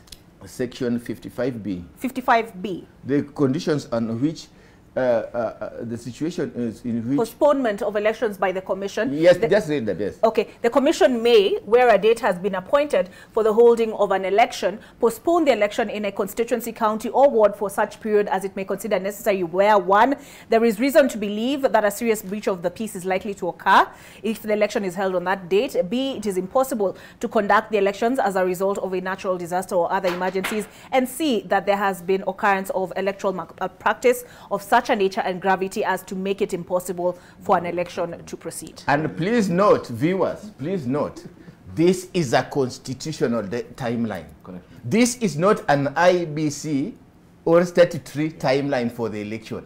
And it is known, it was known in August 2017 that we would have elections, gubernatorial elections in Mombasa in August 2022. So there is absolutely, and this is a continuous timeline rather than a statutory and IEBC timeline. Right. So let me just leave that point there. The second issue for me was this issue of, for us, is this issue of, if there were to be another presidential election, because following a nullification, can IEBC handle it? And I think there is consensus, hell no. Not in hell, not on earth, and not in heaven. They cannot. And they have demonstrated their inability to do that. And let me just give you 3 examples and 3 issues that arise here, 3-pronged. I always work 3-pronged because of, inspired by the Holy Trinity. Now, number 1 is this. What? In 2017, we had a nullification following Raila 2017. And NASA said, irreducible minima, which were reasonable, really. Then what happened was that actually the irreducible minima was not implemented. And even the court had said that, you know, you have to correct a lot of things before we do that. It was not done. Even the server was not opened, as you know. Again, arrogance, impunity of Chebukati, and incompetence. And therefore, actually what then later happened was what? That election laws were amended to reverse all the gains and to even amend the constitution through an act irregularly. To reverse all the gains, and I think these were declared later on unconstitutional. Right. That was Kenya. I think that was Sierra Leone. Yeah, a West African country followed Raila. Do you know what they did? They said you must make the following reforms. They were in an IEBC kind of situation. You must do this, and courts will supervise. So the problem with Kenya is that the court did not supervise. Is that Malawi? In Sierra Leone. In Sierra Leone. And when we went to Malawi, which is the last example here before I go to what to do about Chebukati and IEBC, when we went to Malawi, it was even more robust. Applying Raila 2017 and going forward and saying that we recognize that under the circumstances, the number of days that are required to do this election again, you are unlikely to do it. And therefore, we will supervise you, and we are even enlarging time. We are expanding the timeline to make sure that the things are done. Number lastly for me, therefore, and and what to do about that's what to do about Chebukati and the IEBC, yes. Okay, so let's just put a pin in that, yes, so that we hear from we have a caller, Cecilia, who's calling us from Nairobi. Cecilia, if you can hear me, do go ahead. Just sitting here with anger, listening to the professor who is actually right now talking, what is saying the work that IEBC, and in particular Chebukati, saying that I can't hear Cecilia. Stating that he was not in charge, especially when those fracas were taking place. And I'm wondering, if he was given the same position, what better work could he have done other than what we saw and was uploaded by even the international observers? Surely it is not fair that you have kept on attacking simply because I have been able to diagnose that you are biased and probably you are on the Azimio side. That is what objective, debate is. Probably I remember at one point when the politicians became, they became out of hand, he did make a statement using his assistant. I think it was an assistant who told them from now on they were supposed to leave and the security was to take charge. And from my end, I didn't see the security do much. Okay, most of them came into the hall, but they did not send the politicians away.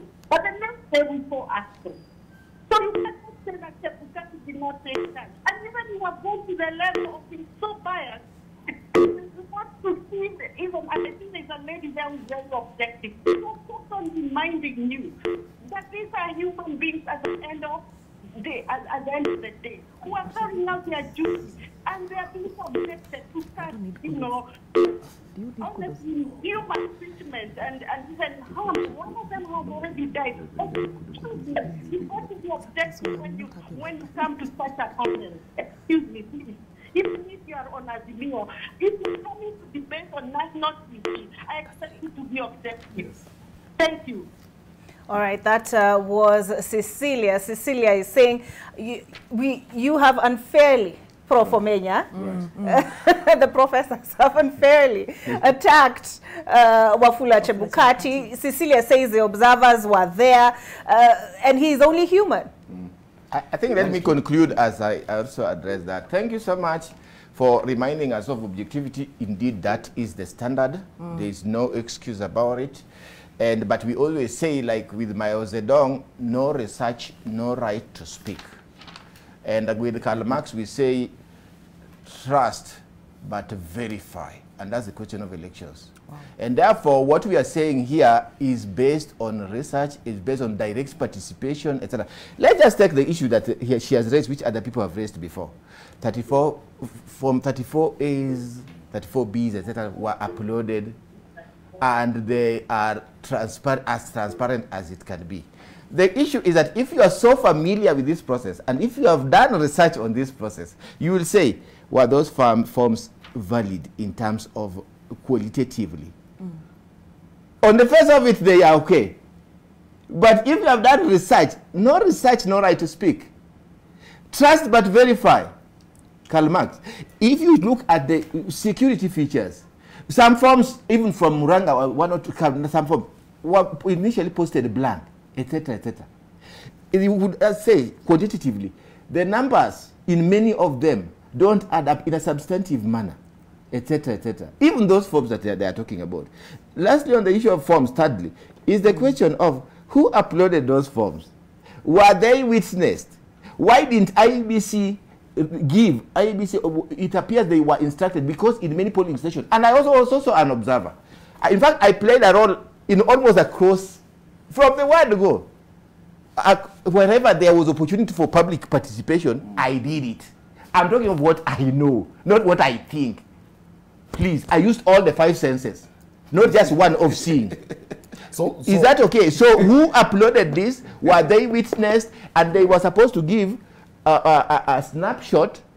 POs were supposed to leave a snapshot for agents, and also pin on there.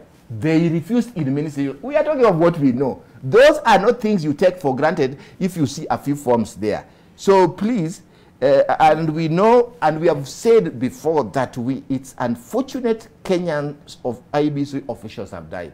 There's simply no excuse. And we condole with the families. Prof, before I let you go on that point, because what Cecilia was raising is a question that many people are asking. Yes. And Chebukati raised this in his statement yesterday and said that the 2022 general election is the most transparent election that the Commission has ever held. Yes. All results from Forms 34As were uploaded in real time and are available in the public portal. So are the Forms 34Bs and all these things. Yes. We've had organizations that have tallied the numbers that do exist in this portal.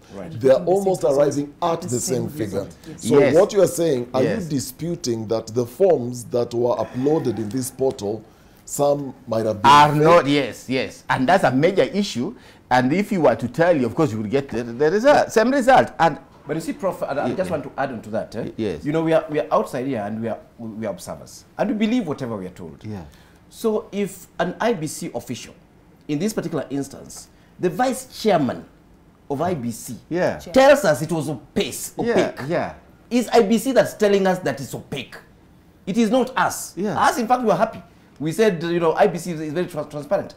But no less than the chair lady. 4 of them. IBC and 4 commissioners. In fact, they used the word opaque. Do we still sit outside here and insist that it was transparent? Yeah. Relatedly, you know, there is this issue of, again, this is not transparency. If we cannot establish from those forms, and IBC could not commit to one number on the turnout. Was it 12 million? as they said at first. Right.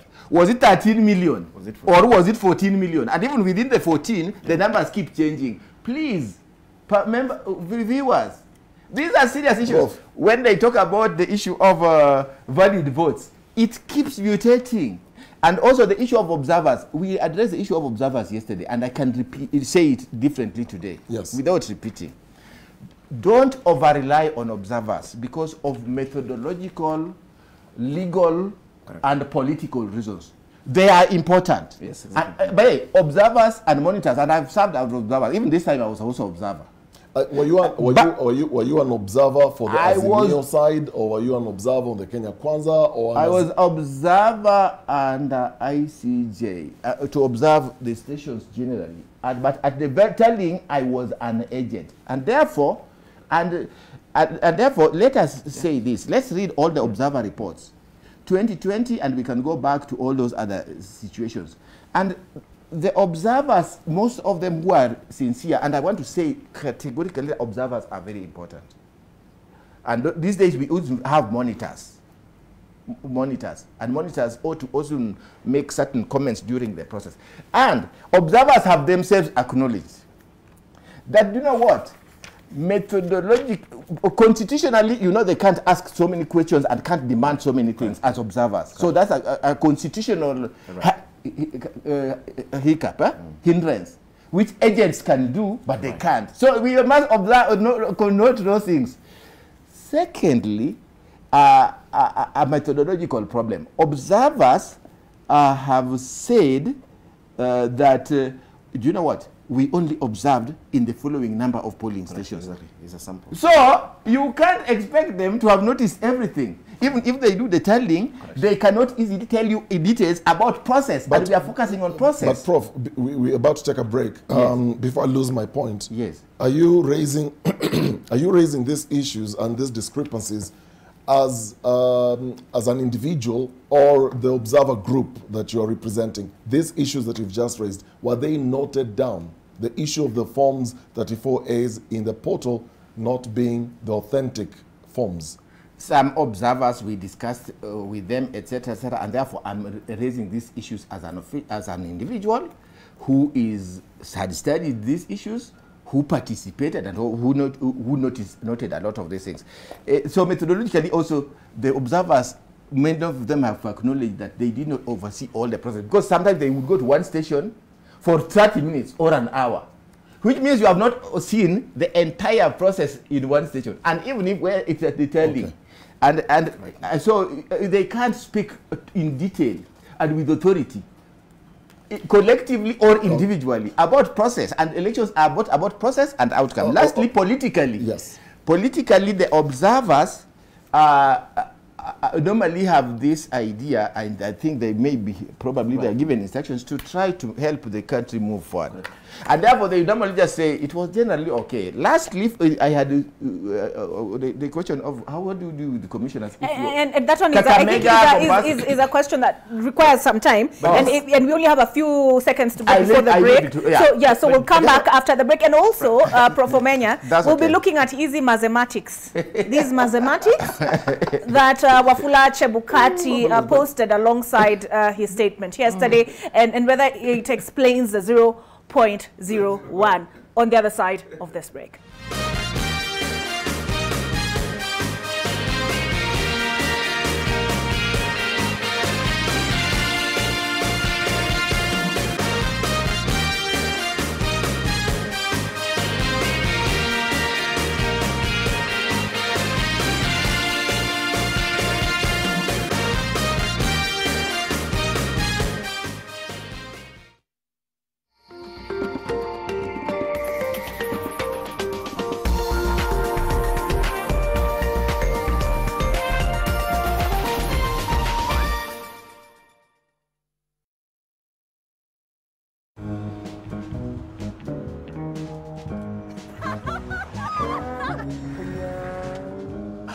Mkubwa.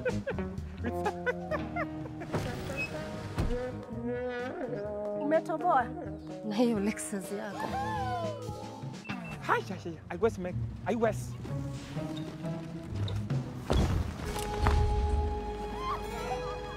and the Cooperative Bank pre-owned car finance scheme.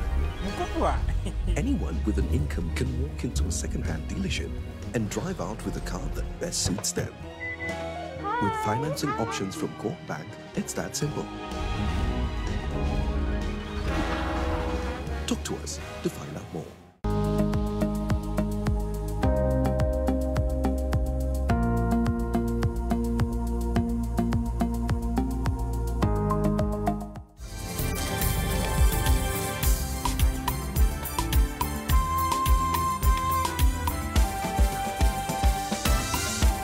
And I know that Riara University is going to make my dreams come true. Registration is ongoing. This line is not going down, and you're burning up. But I'll sort you out, my friend. See that barrier? Go for it. Yeah. Bing bang bing. Bum, bum.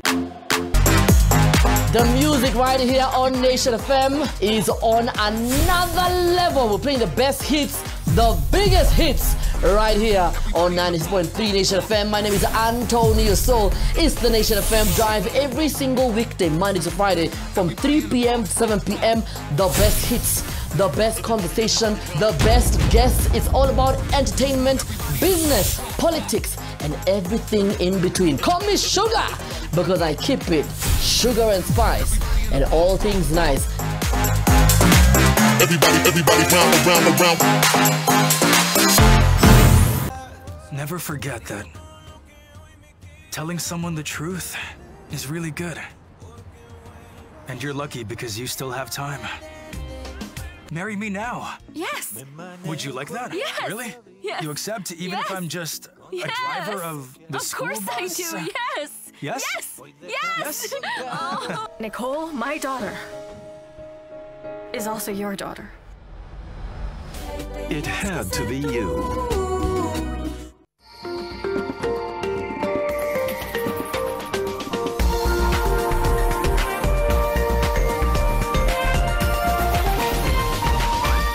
This is NTV.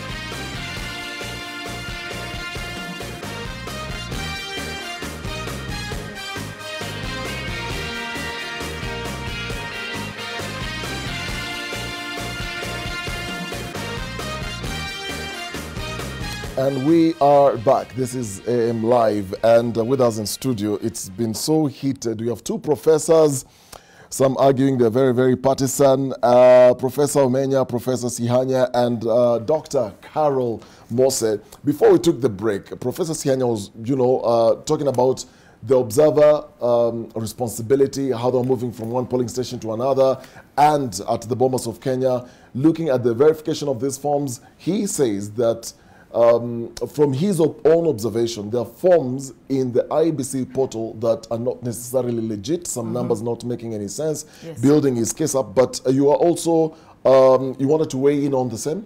Yes. I'd like to start by saying that, if there's nothing wrong with being partisan, there's nothing wrong with being fair either.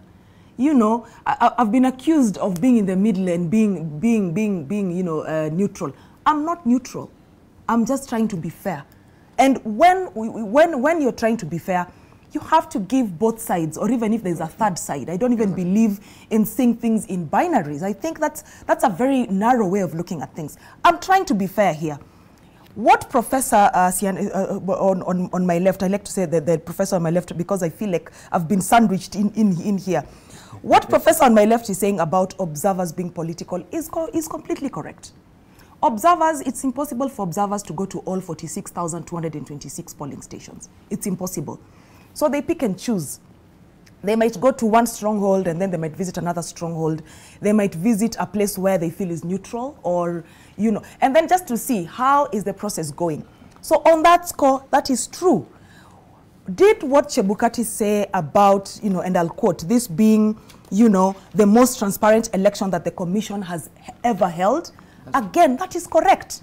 If you look at 2017, part of the reasons, you know, the issues that were raised at the Supreme Court was that the server was closed, this whole thing was closed, there was no transparency. So is Chebukati true in that sense? Yes. And Professor on my right has said that, you know, we have to listen to the four commissioners when they say that the process was opaque. It is true, and I'm on record as having said yesterday that we need to listen, that we take what the four commissioners said seriously. But to be fair, these four commissioners, in this, especially the vice chair, did not say the process was opaque. Because when we phrase it that way, we are putting words into her mouth. She didn't say that. She said the last phase was opaque. And we kept asking, which phase is this? Because she did not say the entire process. Yes. If the entire process was opaque and she was at Bomas, looking very relaxed and, you know, announcing results as they came in, at that time she was fine. So when she said the last phase was opaque, and Chebukati is coming here and telling us to him that last phase was these four allegedly instructing him to moderate the results. Again, that is something we need to listen to. So we need to be fair. I'm trying to be fair and look at the possibilities on both sides. Now, my issue is very simple. And I've said this before. I've said this to Olive. I've said this to you, Dennis. I am more concerned about the IEBC as an institution. Can we trust them going forward, assuming there's an election in the next 60 days or in the next 3 months? Can we trust that an election that will still have Wafula Chebukati, because I'm not sure when his term is expiring, I think in December, or is it in October or December, with Wafula Chebukati as the chair, with the three commissioners on his side. Prof on my left was saying that we cannot take what he said seriously because it's just one person. He is apparently backed by the other, by three, because it's 3 versus 4. And the other two, is it the other two or the other three, have not come out to say we actually also distance ourselves from what our chair is saying. So it appears to be 4 versus 3. So there is corroboration in that sense.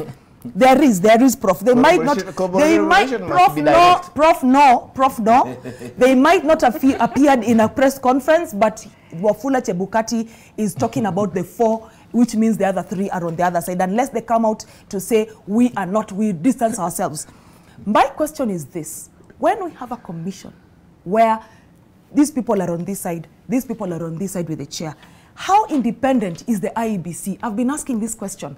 To what extent is the IEBC independent? And my question, again, in all the way from recruitment, let's not even talk, where I remember sitting here and saying, I was shocked to find a person sitting for IEBC interviews on live TV with a fake degree. And he looked very nonchalant. He said, yeah, I did my PhD in 3 months.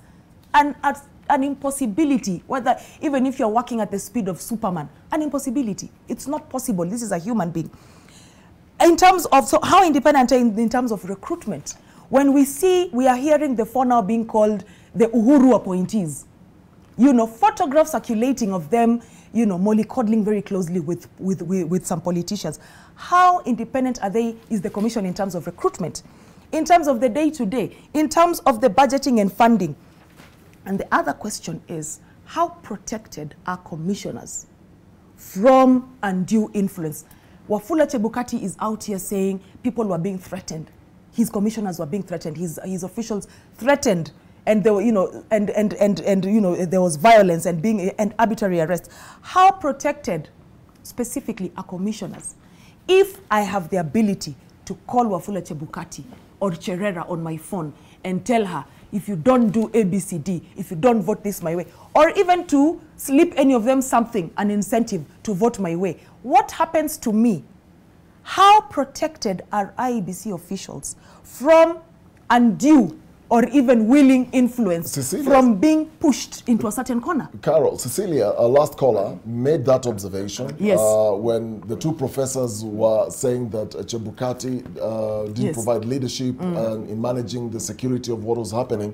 And she says they're human beings, for heaven's sake. Yes. And she observed that the security didn't do anything. We were all watching the screens, those of us who were not at Bomas. Exactly. We were watching what was happening around the podium. The access on the path to the VIP lounge was easily accessed by anybody walking up there. There were so many politicians. And like Professor Sianya was saying, obviously these announcements will create those emotions and all that. So to blame Wafula for not providing that will be an unfair judgment in her opinion, and in this case, when we observed what was going on. But you're talking about the security of these officials. And you earlier were talking about Chebukati's, he was appointed as chair on the 18th of January 2017. So his 6-year term expires in 2023 on the 18th of January. 18th January. So you're talking about trusting this same chair if we are heading into, if assumably the Supreme Court decides, fine, we're actually going for a repeat election. A repeat election. Yes. So the question you're raising is, can we then trust Chebukati with this team to deliver a free and fair and credible election? And the answer to that question is no. And for me, that is the bigger picture. That is the bigger concern. And even in terms of protection of commission, and I'm not even talking about the physical protections in terms of security. How protected is the IEBC and its commissioners in law? If I call and threaten an IEBC an IEBC commissioner, what are the penalties? And I'm not talking about the earlier the Election Offences Act of 2016, Section 13I. I'm not talking about that where you are liable to pay $500,000 or a 5-year jail time or both. I'm talking about serious misconduct where I can threaten, even kill a member of the IEBC, a staff of the IEBC, or even a commissioner, because he's talking about threats. How entrenched is the law in terms of protecting commissioners from all these kinds of things? And even at the podium, what you're pointing out, when you have a person having access to the microphone that is up there on the VIP, there is a problem. There is a problem. And to blame Chebukati, let's be fair. Let's be fair here. To blame Chebukati for things that were out of his control, where we could all, I don't think we need to be a bit fair. Yes, we could be on this side or on this other side, but we need to be fair. Let's be fair. Professors, let's be fair. Let me just speak briefly to Cecilia's points. When it comes to the issue of security, we're having a nuanced discussion.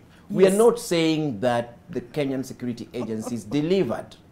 In fact, we are agreeing with Chebukati that this can be done better. And I'm on record here of saying that I'm actually one of those people who don't even trust and believe in the competence of the Kenyan police as it actually were. The second issue is whether Chebukati is human or is a robot. He's human, I suspect. Of course, so it does have feelings, it goes through emotions and so on, and those are things that we must actually be able to appreciate and empathize, really, that this guy is just doing what is humanly possible. But of course, humans also have limits, unlike what we've actually had before. The other one is that, is this the most transparent election that we've seen? My own answer would be apparently. And I'm actually one of those believers who one of those people, who actually, the way I'm trained first and foremost as a philosopher and a thinker. And as a thinker, I question things. In fact, let me fundamentally explain that. It says that we develop knowledge by casting doubt, by questioning things, not just things that are doubtable, but things that appear, believable, but in essence are doubtable when you start questioning them. So questioning is what I use as my tool of trade. Coming to that now, on Form 34A specifically, and transparency, and linking this with the conversation between Chebukati and the 4 commissioners. Supposing, this is a question, supposing the 4 commissioners succeeded in persuading Chebukati, would the result of this election have been different? The answer is yes. Would the Form 34As and Bs changed? The answer is no. In other words, what you're saying here through simple logic, which is my tool of trade, is that it's possible to have a different result regardless of what has been posted as 34A and 34B. And that's what I'm saying, that even in normal English idiom, the best place to hide anything is in plain sight. So yes, you can appear to be transparent while you are as opaque, as Juliana Cherara is telling us. So Kenyans really interrogate these issues from a logical perspective. Remove your emotions from them. This conversation that happened between Chebukati and the commissioners, if it went the way of the Cherera group, we would be having a different result.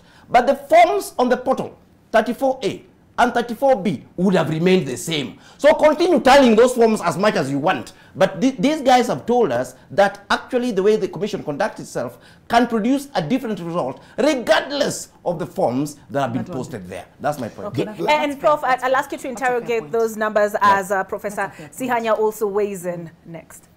I mean, you're looking at the issue of what Chebukati said, what, at the moment, what you're dealing with is he said, she said, that's the only information we have. That's the information that you're dealing with. Yeah. Looking at the information of the four commissioners, we're not speculating. Looking at the information that the four commissioners have given us in the press briefings, alluding to what Carol was saying, they say they do not agree with the last phase of this whole process. They don't agree with what Chebukati was going to announce in terms of the results. So they distanced themselves from the results. They didn't talk about process. Chebukati, on the other hand, in his statement yesterday, says that he involved all the commissioners in the verification of the election results up to the end. They were the ones, actually, who are making turns in announcing these results. So how comes the entire time until the day of announcement, nobody ever spoke anything? Professor Sihanya says there were issues with the forms 34A in the portal, but we also didn't hear any of the political camp saying that there's an issue with these forms that are actually in this portal. Until the last day, that's when we're hearing these things. And we have these numbers on screen. There's the argument of the rounded up figures, which now Chebukati put as part of his evidence in his statement yesterday, Olive.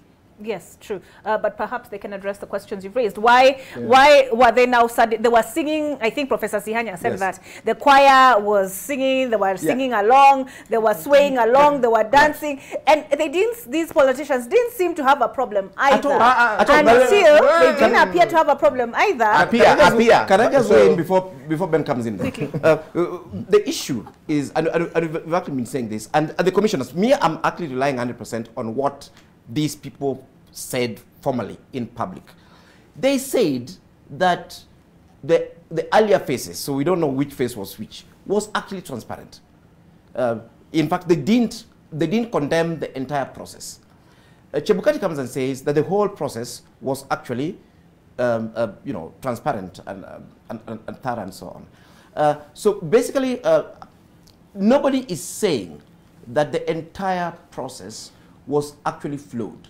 I don't think there's any party who's actually, putting that on the table.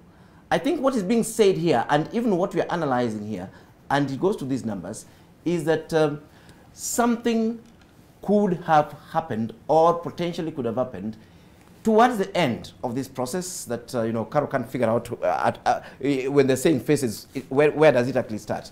Towards the end of this process, that could have materially changed the outcome of this election. But Chebukati clearly says that in his statement. He says, all Kenyans were waiting for this announcement at 3 p.m. Then around the 3 p.m., and Chebukati says, during a briefing that's where the problem on August 15, at around 3 p.m., at the same time we were waiting for Chebukati to announce the results, the four commissioners, demanded that the chairperson moderates the results for the purpose of forcing an election rerun. So Chebukati has already said this is the point we are saying, that all the parties agree that the problem seemed to have been that last phase. Whether it started from 3 o'clock or it started from 2, we don't know. But that is the phase that was problematic. And all the parties agree. In fact, Chebukati is saying the dissenting commissioners within that phase were trying to alter the result by convincing him and the commissioners on the other side are saying that particular phase was opaque. In other words, both Chebukati and the other commissioners are agreeing that there was a problem with that phase. The only thing that is agreeing on is the detail, is what went wrong. One side is blaming the other. And you can imagine the frustration of the political parties if the commissioners themselves, who are the custodian of the process, felt there was a problem with the process. And it's both sides. Chebukati is saying they were trying to convince me to change the figures to force a runoff. The other guys are saying this was opaque, we're not seeing the results, so we're not privy to what the chairman actually said. You can imagine what Azimio and Kenya Kwanza were going through there, within that particular situation, because the helplessness that this result can go either way depending on these shrouded conversations that actually happened. Chebukati said those conversations happened. The other commissioners are saying yes, there are conversations. The only thing they're reporting is the detail of that conversation before they bolted and came to Serena. So that bit, nobody is condemning the entire process. No. I think Professor Sianya, are you condemning the entire process, or it's this last phase that both Chebukati and the 4 commissioners are saying there was something that was going on? You are not in that meeting, of course, but do you agree that the entire process, as Kenyans were accessing these forms, up to this point where now there's a disagreement between the commissioners, that something happened? There's always a question of essence and appearance. It appeared that things were okay in some areas, but I want to emphasize also that agents were raising issues, and then these were supposed to be addressed. So I think that we must take cognizance of the fact that the declaration and the circumstances were now like the trigger to also now start looking back more critically. But there were always issues, and I've told you, we were asking so many issues on those tables at our level as verification clerks. And our seniors who were raising them, escalating them, and they were not, most of them were not being addressed. So, and there was a promise that they would be addressed. That should be very clear. Okay. So that now when you are declaring, and yet you have not addressed so many issues, you have not even announced some constituencies, then you walk backwards and through this trigger. So let's not give the impression that it's only the last day that there was a problem. So now, so three-pronged. Number one is this issue of 4 commissioners versus 1. They raise even issues about percentage of what in terms of because from 34C. Okay, so we have 2 callers. Let's just hear from them. We have Kiberia from Kilifi on the line. Kiberia, do go ahead.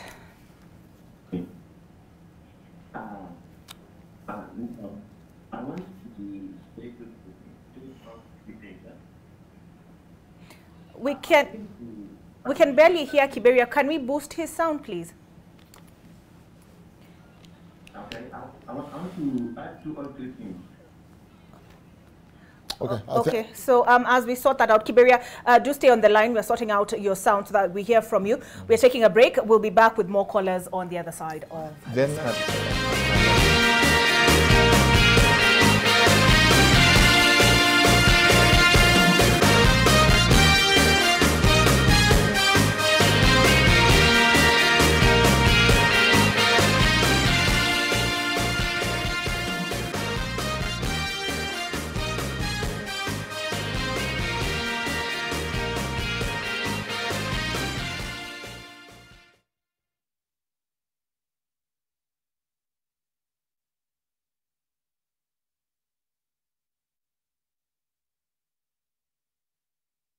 Close proximity to the laboratory, radiology theaters, labor ward, cardiac catheterization lab, and the critical care units. With a network of labs, you are guaranteed of accurate medical test results. The Nairobi Hospital is a center of renal excellence, providing cutting-edge technology through more than 10 dialysis machines. As a patient, you are certain to get quality medicine at the best possible prices at our fully stocked pharmacies.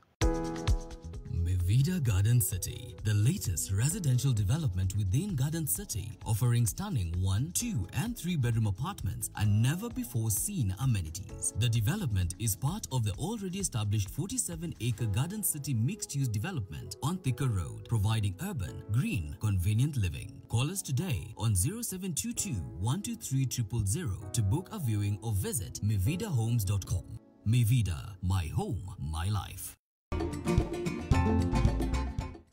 This week on Property Focus, we're looking at steams and saunas. I can't even stay for this promo for too long because it's really chilly today, so I'm jumping into the steam. But catch me this Sunday at 5:30 p.m. on Property Focus.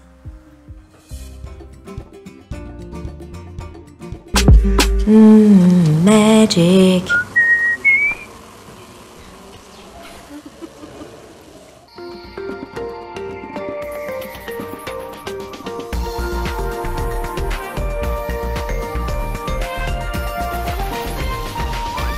NTV, turning on your world.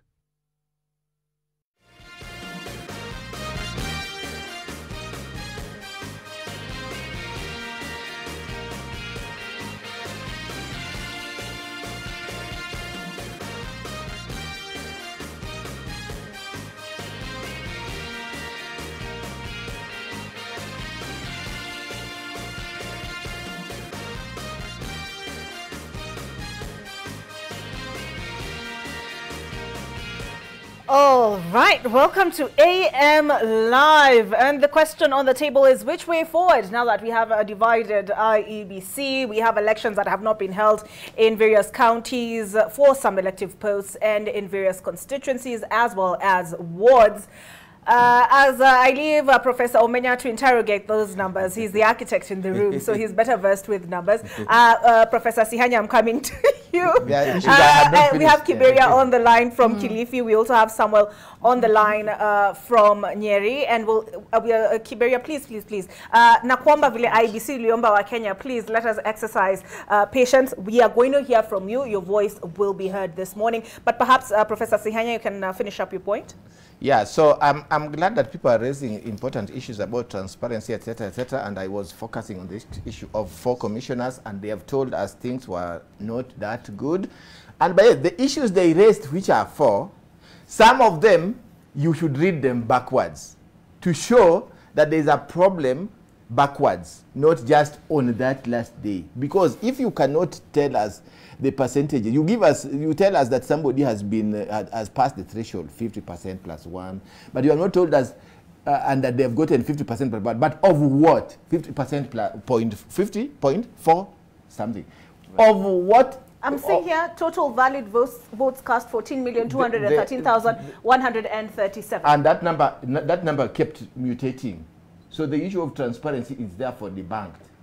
And even on the counties, because it should be about 24 counties, you should have tabulated in a good time a consistent number of 25% or in every county and name them one by one, etc. The way you count your blessings. Is that okay? So those are some of the issues that are very important. And indeed, Prof, before you move on, looking at these numbers on the screen right now, yes, which figures are you disputing here? Which figures are not correct here? For example, just take this figure of the turnout. Candidates' votes cast. Can you see that in this table alone, there is 14,213,027. Can you see the same table? You have 14,213,137. Yes. And there have been other figures before. What is this variance about, etc.? And can you also unpack it and tell us these are from Kim's Kiss and these were from Manual, etc., etc.? Even just taking that figure alone. So those are some of the issues. And please note that in this issue of transparency, let's remember that Mr. Wafula Chebukati consistently refused to release the KPMG report, which we are told by those who have read it that is damning on so many issues about the commission and his role. On the other side, that's not transparency. But one of our shows audit here, report. remember I opened the KPMG audit report, yes, and we looked at the number of registered voters, especially the youth. Do you recall that, Carol? And it is available online, Prof, this KPMG report. The full report, they only gave a part of it. That's what they had given. Please, they had always promised. This is a matter of fact. Before the election, they had always, I think that, I attended most of these meetings which were open to the public. And we were always asking that question. And at one point he said that I think on TV, when the two of them, the chair and the CEO were interviewed, they said that, we had engaged the media with the report. But one of the people from the media house reminded them, and that is after we had even met them, and they had promised. One of the people from the media reminded, but what you engaged as was executive summary. And they tried to say that The executive summary is the same as the report. You know, really, really. No, it's not. You know, so we are talking with people about people we know. Okay. Viewers, please, let's be objective. Speaking of viewers, Kiberia, is it still Kiberia from Kilifi on the line? Jackie, Kiberia, please go ahead. Okay, I want to talk about leadership of Wafula Chebukati. Go ahead. And leadership is something which is done very seriously. Now, the 4 commissioners can be used to hinder leadership of Wafula Chebukati. For example, if you have numbers, you can make leadership very difficult on a person. That's why I'm saying the 4 commissioners must come out very clearly and not use their numbers to hinder the leadership of Wafula Chebukati. According to what you are seeing on the TV and the security of the officers which were manning in the bombers of Kenya, they did a lot of work. They did a good job. Yes, generally. There's an external limit whereby Wafula Chebukati can go to ensure that there is leadership or security guaranteed in the bombers of Kenya. And we saw it very well. So you cannot expect Wafula Chebukati to do everything. He came out, he told the leaders who were heckling from the podium to relax and allow the exercise to continue. They participated for 4 or 5 days. That's according to what we saw. Now, according to what the commissioner is saying and what the party is trying to counter them, what you are saying, we are seeing something different here. The 4 commissioners, immediately the results were already to be declared, they had disappeared from the bombers and they appeared on television with the press. Now, the professors are telling us that they were afraid that the could have gone to police report or if the commissioners were hindering the declaration. The same should have applied to the 4 commissioners. They could have gone to police and do the same thing instead of appearing on the television. That's what should be done. Again, Wafula Chebukati has come out very clear again, talking about harassment and intimidation. Now, we should be told, where is this harassment coming from? Where is intimidation coming from? You have also once again said the 4 commissioners, or the 3 commissioners never came back to the office. And that's why he has decided to postpone elections of Kakamega and Mombasa. Okay. All right, Kiberia, we have other callers on the line as well, so we'll leave it at that point. But I'm seeing Dennis has taken notes and our panelists as well. We have also Sam from Nyeri. Sam, what's your contribution this morning? Oh, hello. Yes, Samuel, go ahead. We can hear you. Oh, my name is Samuel. Samuel, if you could turn down your television set, the sound on your television set, so your sound can come across clearly.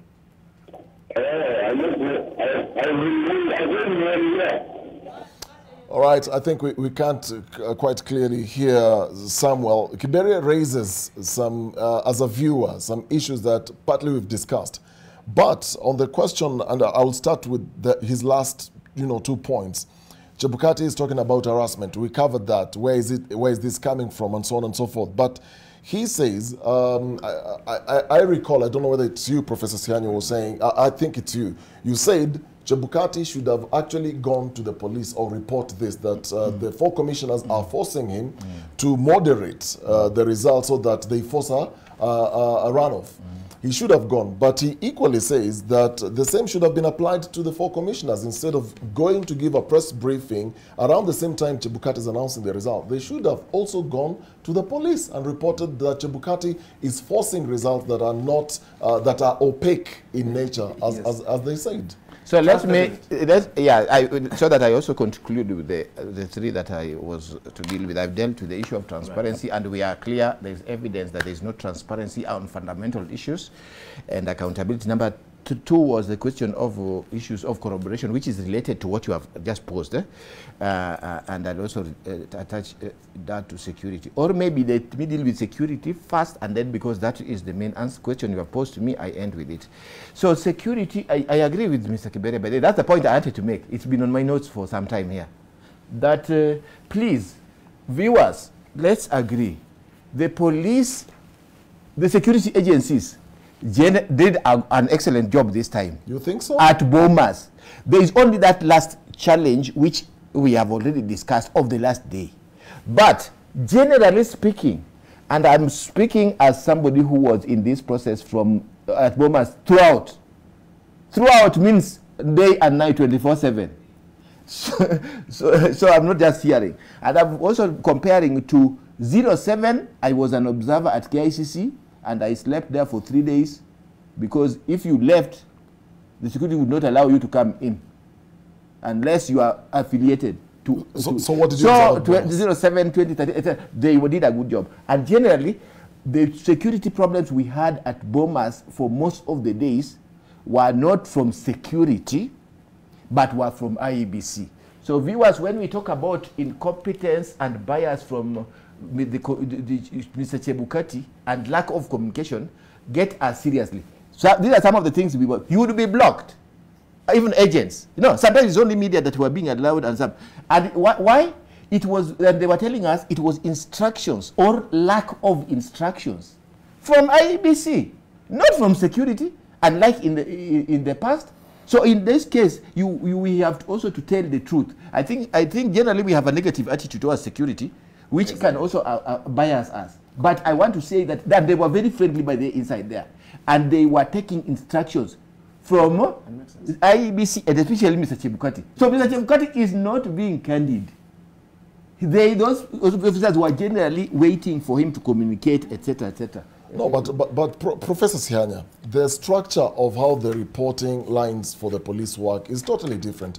Police were not receiving instructions from Chebukati, to be fair. The police received instructions from their commanding officer who was stationed at the Bomas of Kenya, but in collaboration with the IEBC, working together. Correct. So the two teams working in cohesion to try and manage. We saw it on the night of chaos when all these politicians and papers were moving around and gadgets were moving around, and there was reinforcement of police officers. We all saw that. And the issue that Kiberia is raising is basically saying what Chebukati is saying, that there was harassment, there were all these things that are going on. He's pointing to where are they really coming from? Is it the police officers who are harassing the IEBC officials? Is it the political class? Is it the government who are doing this? And he also talks about the issue, and that's the issue I want you to address. He says that the 4 commissioners equally should have gone to the police to report that Chebukati wants to announce opaque results. The same way you said that Chebukati should have gone to the police. Is that a fair point to make? Okay, so let's put it this way, then. And that the issue of the command structure of police and security agencies during elections, please, as a matter of law and as a matter of practice, which I'm aware of, is different. That, of course, there is overall command of the police nationally. Yes. We know that. Under the Constitution, we know overall command is the IG. And then he's deputized, etc., etc., and there are different formations, etc. But during elections, the IEBC chair, as well as the returning officers and the presiding officers, have a direct communication with the police officers on allow that, don't allow that. They don't get, the police are not going to instructions from their commanders directly. Please allow that to enter, don't allow that to enter. Yes, I'm talking of law and practice. Carol, I'm talking of law and practice. So I'm reading Carol's body language. Practice. Yeah. Listen. Polling station. Polling station or yes, at the polling station and all those or telling center. Listen. We are talking as if we live in a country where there is the police are starting on a clean slate. This is a country where exactly 1 year ago on 1st of August 2021, Benson Dwiga and Emmanuel Mutura were taken by police. These are the Kianjokoma brothers, and they were murdered. And up to today, nobody is telling the parents of these 2 young men what happened to their boys. Every morning they wake up and they see 2 graves. I mean, I'm getting a bit agitated about this. For the professors to sit here and present the police as this sort of almost holy. You've not done that. No. But also let her not. No. We are listen. No, we are not going to say they are. Yes. I'm being fair. I'll be fair because you make misrepresentation. That's fine. I withdraw. Professor, I withdraw the pointing at you. He said actually that the police are corrupt. And I agree with him, because to sit here and say, you know, the police, I don't think that is correct. And to say that there's no structure that the police are taking, it's like we are now insinuating police are taking orders from Chebukati. Would they be taking orders from Chebukati when the same Chebukati is saying his members are being arbitrarily arrested? Who is arresting them? And the people who are arresting them, are they now taking orders from him? Is he saying, go and arrest my IEBC, or go and kill? Because, I'm not saying the police. Professor Bensi Hanya is referring to the situation. Yes, but we cannot do this. We cannot access the police anywhere. No, yes, Prof, I've withdrawn that statement. That's historical. It's not just. No, I have withdrawn that statement. But to sit here and yes, I have actually withdrawn the statement, and I apologize. But to sit here and make a very historical analysis of the police, as if we don't live in this police state. Come on now. Let's be fair. I mean, let's just, so that we steer this conversation in the direction it's supposed to go, we are sticking to the statements that the 4 commissioners have been giving us, and the statement that we finally heard from Chebukati yesterday.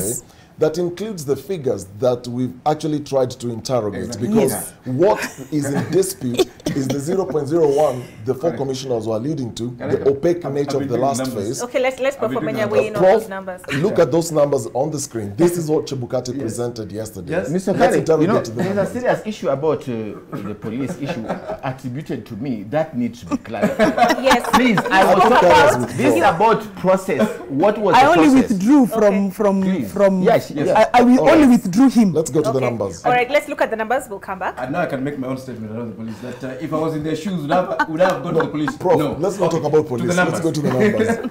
Yeah, to the numbers. These numbers as presented here, in fact, I was doing my own calculations. These numbers are actually correct. You see, I mean, if you start with the 14 million and then you do the mathematics. Which of the 14 millions?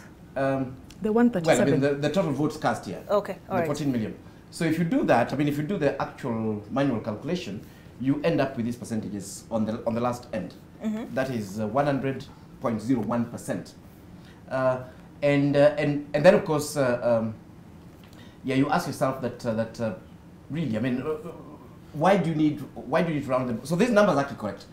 In maths, there's actually what we call, I mean, the difference can actually be can actually be negligible. So if you come in and interrogate the 0.1% of the 14 million, it comes to 1,421. So as far as these particular percentages are concerned, that 1,421 does not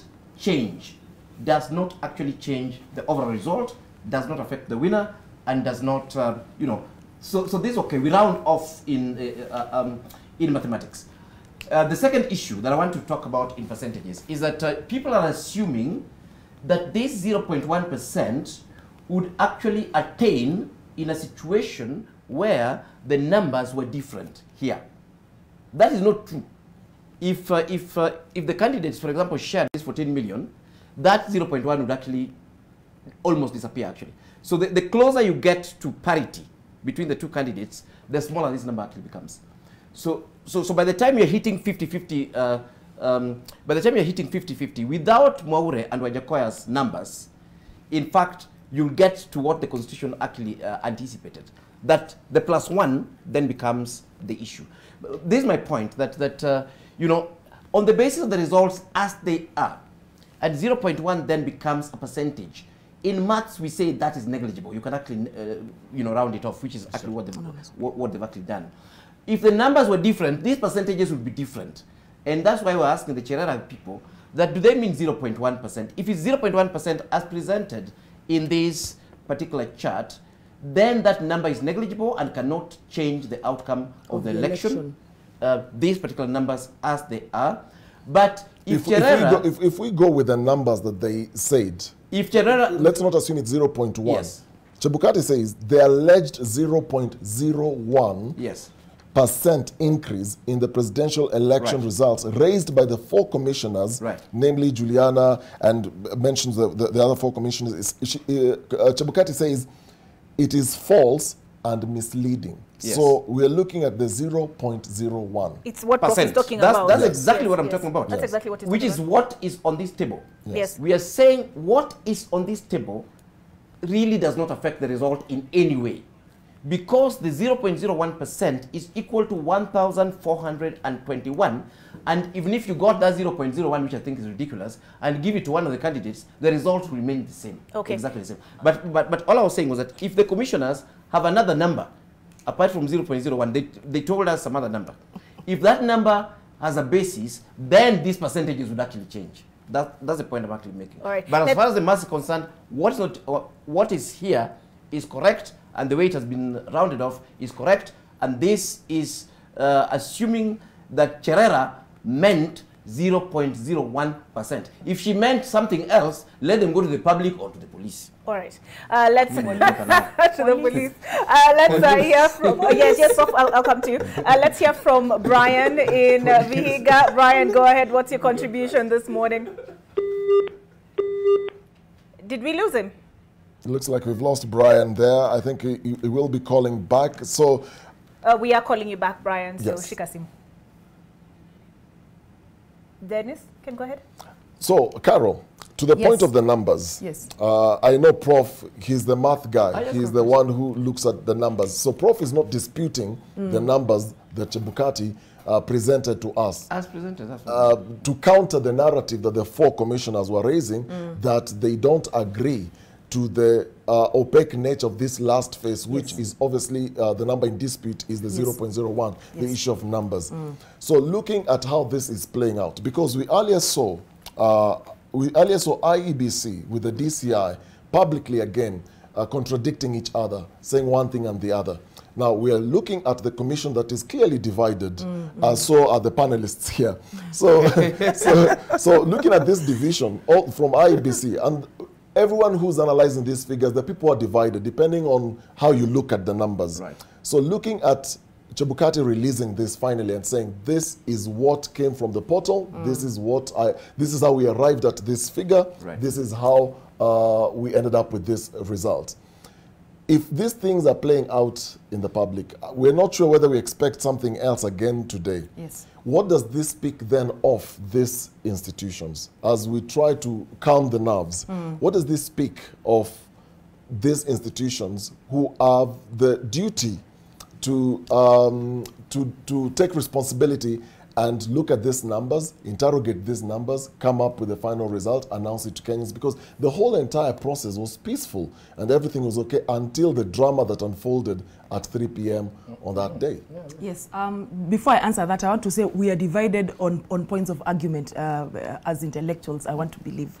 But to answer your question, how is this playing? Are these institutions, for me, I'm on record as saying, at the end of the day, it's the institutions that lack, that at the end of the day, they will lose the integrity. There is no integrity. And I have to say, even as we reference, this whole debate we've had about the police, the IEBC does not work in a vacuum at the end of the day. The IEBC is working in a political structure, is working in a political environment where there are different other players. You've got the police, the same police we've been arguing about. You've got the politicians. You've got people with very many vested interests. So what all these things playing out, what it just means is that the IEBC has in many ways lost credibility. If we say we are going to another election, whether the elections that were missed in Rongai and those other places, whether it's in the event that the Supreme Court nullifies this election and you go for a repeat election, it will be impossible to convince Kenyans, people who are watching, those of us without any access to what is going on in the boardrooms and in the back end. The commissioners were talking about the back end. I don't have access to the back end. Majority of Kenyans don't have access to the back end. Majority of Kenyans were not sitting in bombers or, you know, having a front row seat to all these proceedings. What we are seeing happening in the public sphere are these demonstrations, these remonstrations, these counter-accusations, politicians behaving badly. That is what we are seeing. And the picture that is now coming out with a divided commission. Last time we had the commissioners who felt, you know, and I don't want to say this is the first time that we're having dissenting, you know, commissioners. Back then, the commissioners who felt, you know, I don't agree with what's going on here, they would resign and they would flee the country. We have the example of Roslyn Akombe, for example. But this is the first time where we are seeing sitting commissioners disagreeing and doing this, all these counter-accusations in the public sphere. And what that is doing to the public is that, one, IEBC is losing credibility. Two, the populace is becoming very polarized. Everybody is now taking very hard-line stances. We want this thing to continue. To Mechoka, let's go back to life, accept and move on, let's maintain peace. The other side is saying, no, what is peace?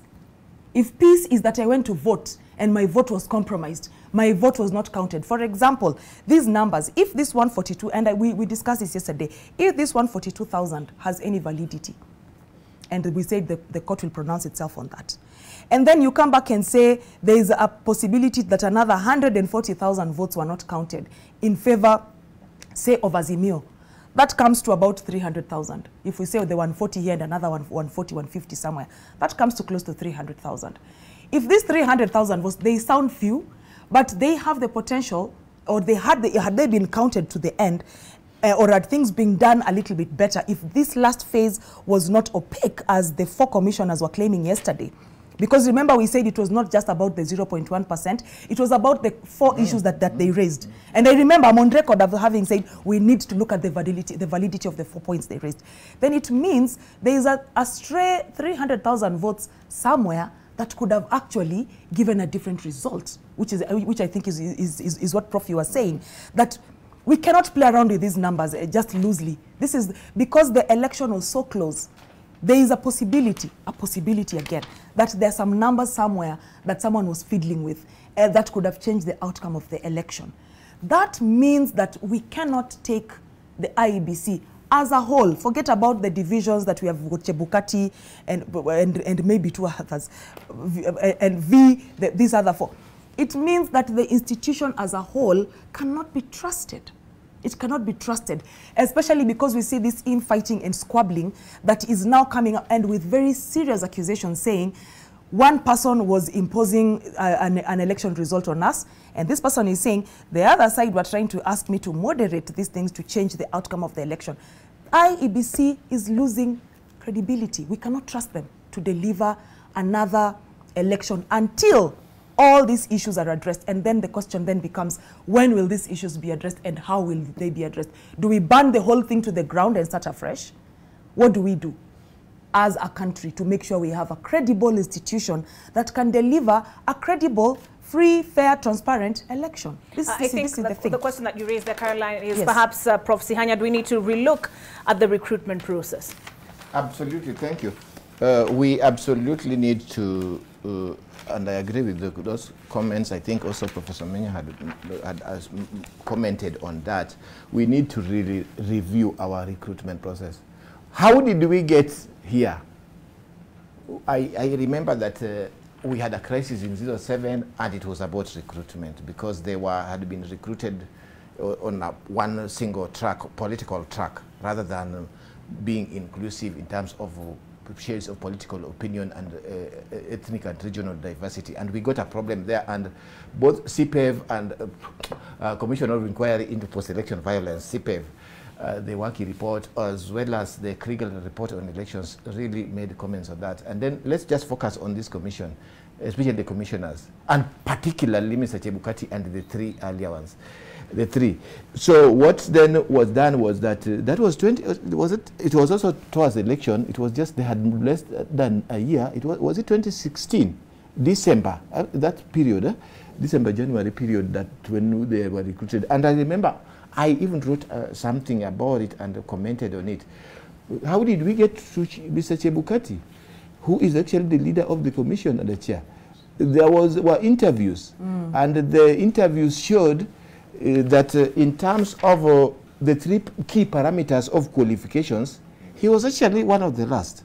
In terms of academic and professional qualifications, in terms of integrity, in terms of the need for public participation and their input into that. And some of us commented that we are having a problem. So many of the well-qualified people who would, and even in terms of how they were scored and public participation, public perception, they were ignored. So we must look at that. And by the way, we don't just stop at commission. Commissioners are important, yes. In fact, but also not just chair is important, commissioners are important, but also key staff. All right. But also in fairness, even the 4 commissioners, there are those who are alleging that these are stooges, these were appointees of President Uhuru Kenyatta. So recruitment in general is what we're looking at. Recruitment in general across the chair, because of the chair has a very special role in Uganda, and especially in IEBC.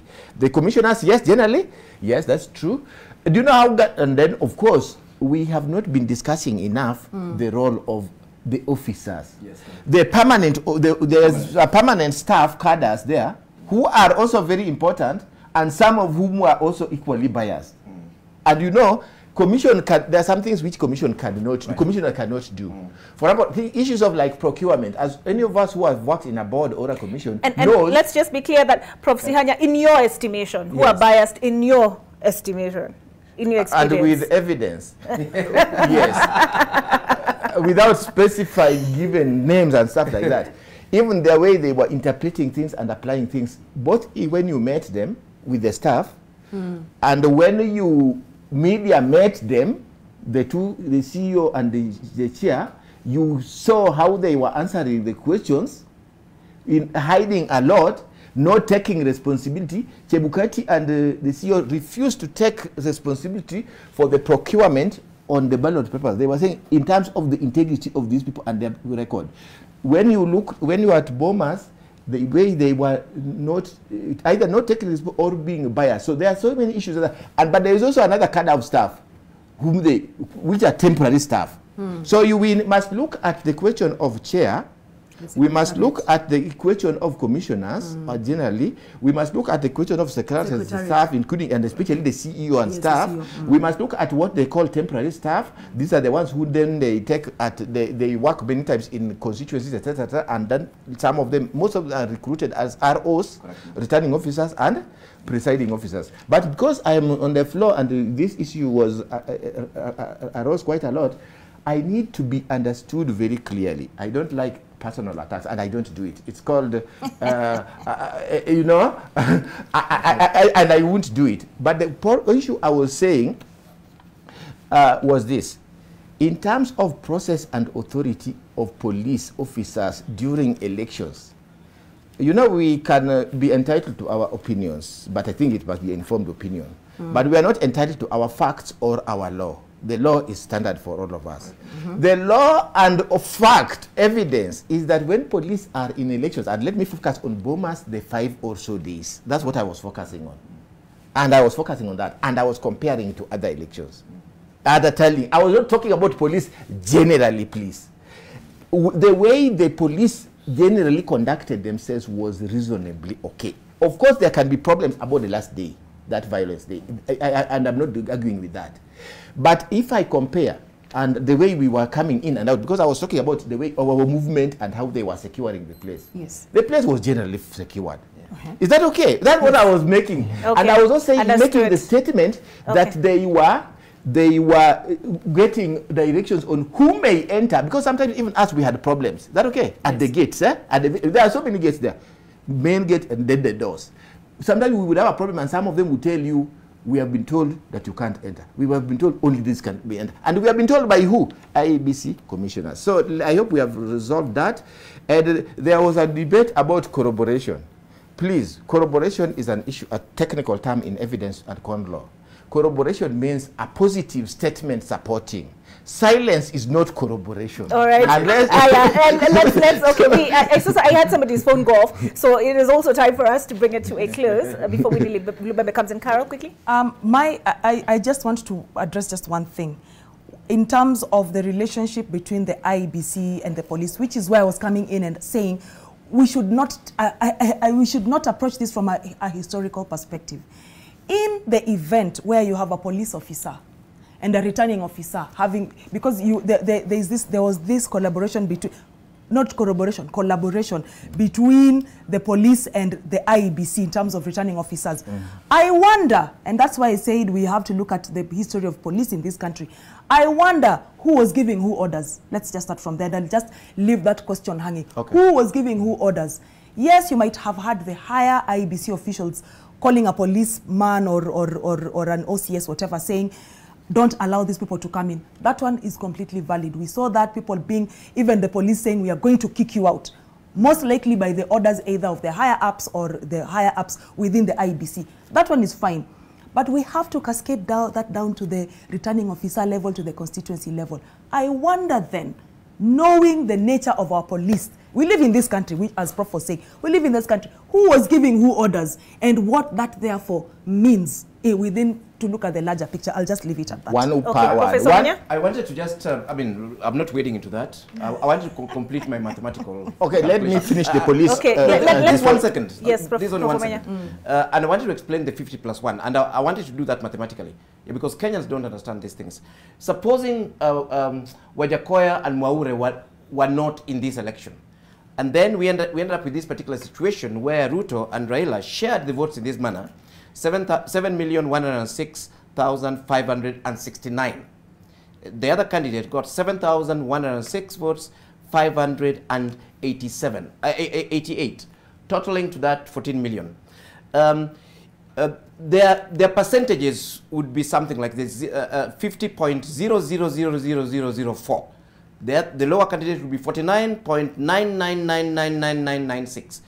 If you rounded this off to 6 decimal places, the candidate will still be tied at 50.00000 to 6 decimal places. Both candidates, that is the extent to which you have to round. But because, of course, the logistics of numbers. So to break this tie, you need that one additional vote. My point is that the framers of the Constitution, actually thought about everything and the importance of these numbers. So every single vote matters. I think that's a message that the 50+1 gives us.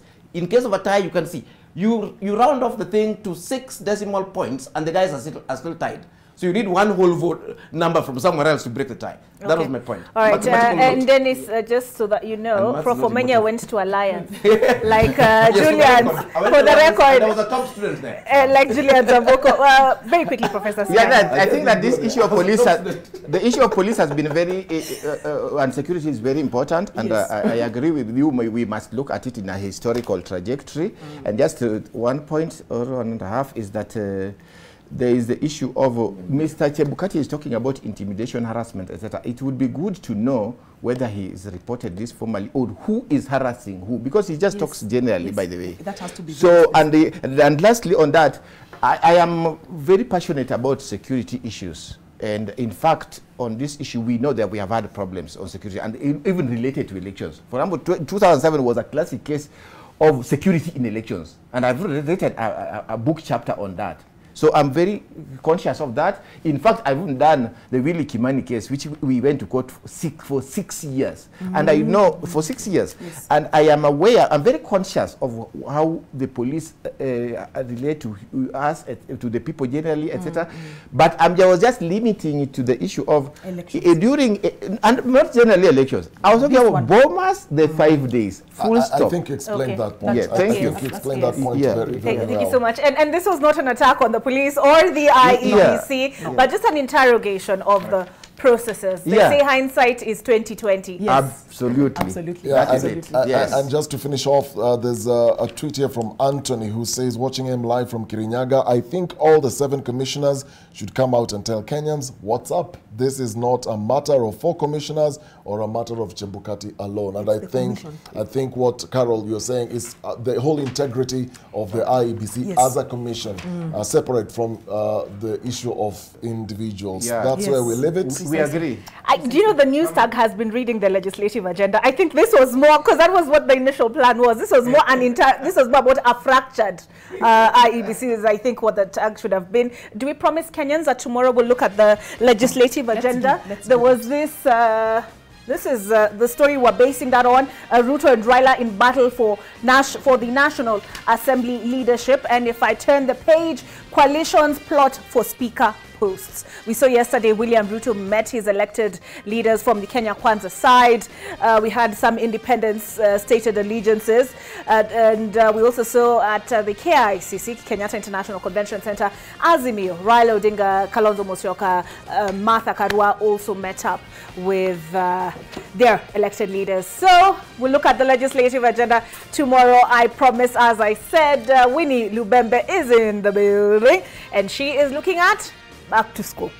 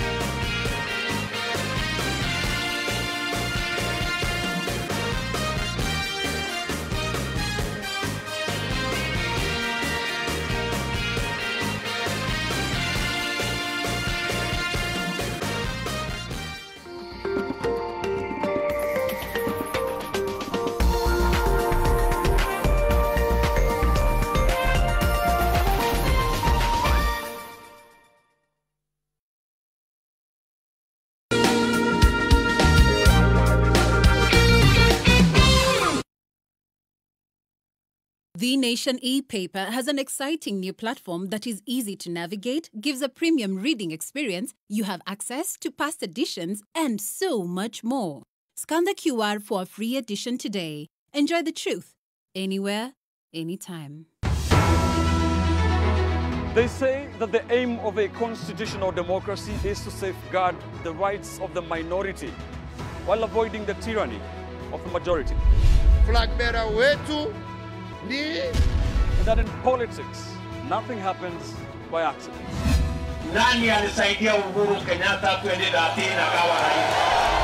Opinion is the medium between knowledge and ignorance. That's where we as a fourth estate come in to separate the wheat from the chaff, fact from fiction.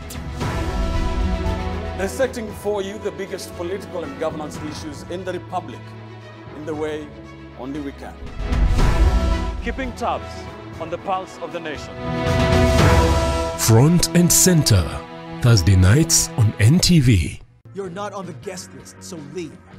But boss, they let me in. And who let you in? I did. Why? Is there a problem? Hello, bruh. I'm sorry for disturbing you, but your father got arrested. What? May we call on Bianca's boyfriend? He's not my boyfriend. Oh, sorry, I mean close friend. Gabriel Villoria? Forever my love.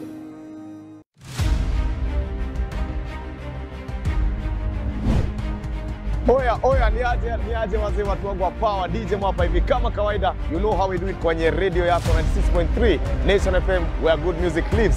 DJ Mo, DJ Kamuzi alongside MC Jawochi, the host with the most, au sio? DJ Kamuzi, the musical chef. She wants to be like. Kutoka radio mtu wangu tunaingia kwenye TV na pale hivyo tunaletea ngoma zingine Ital 2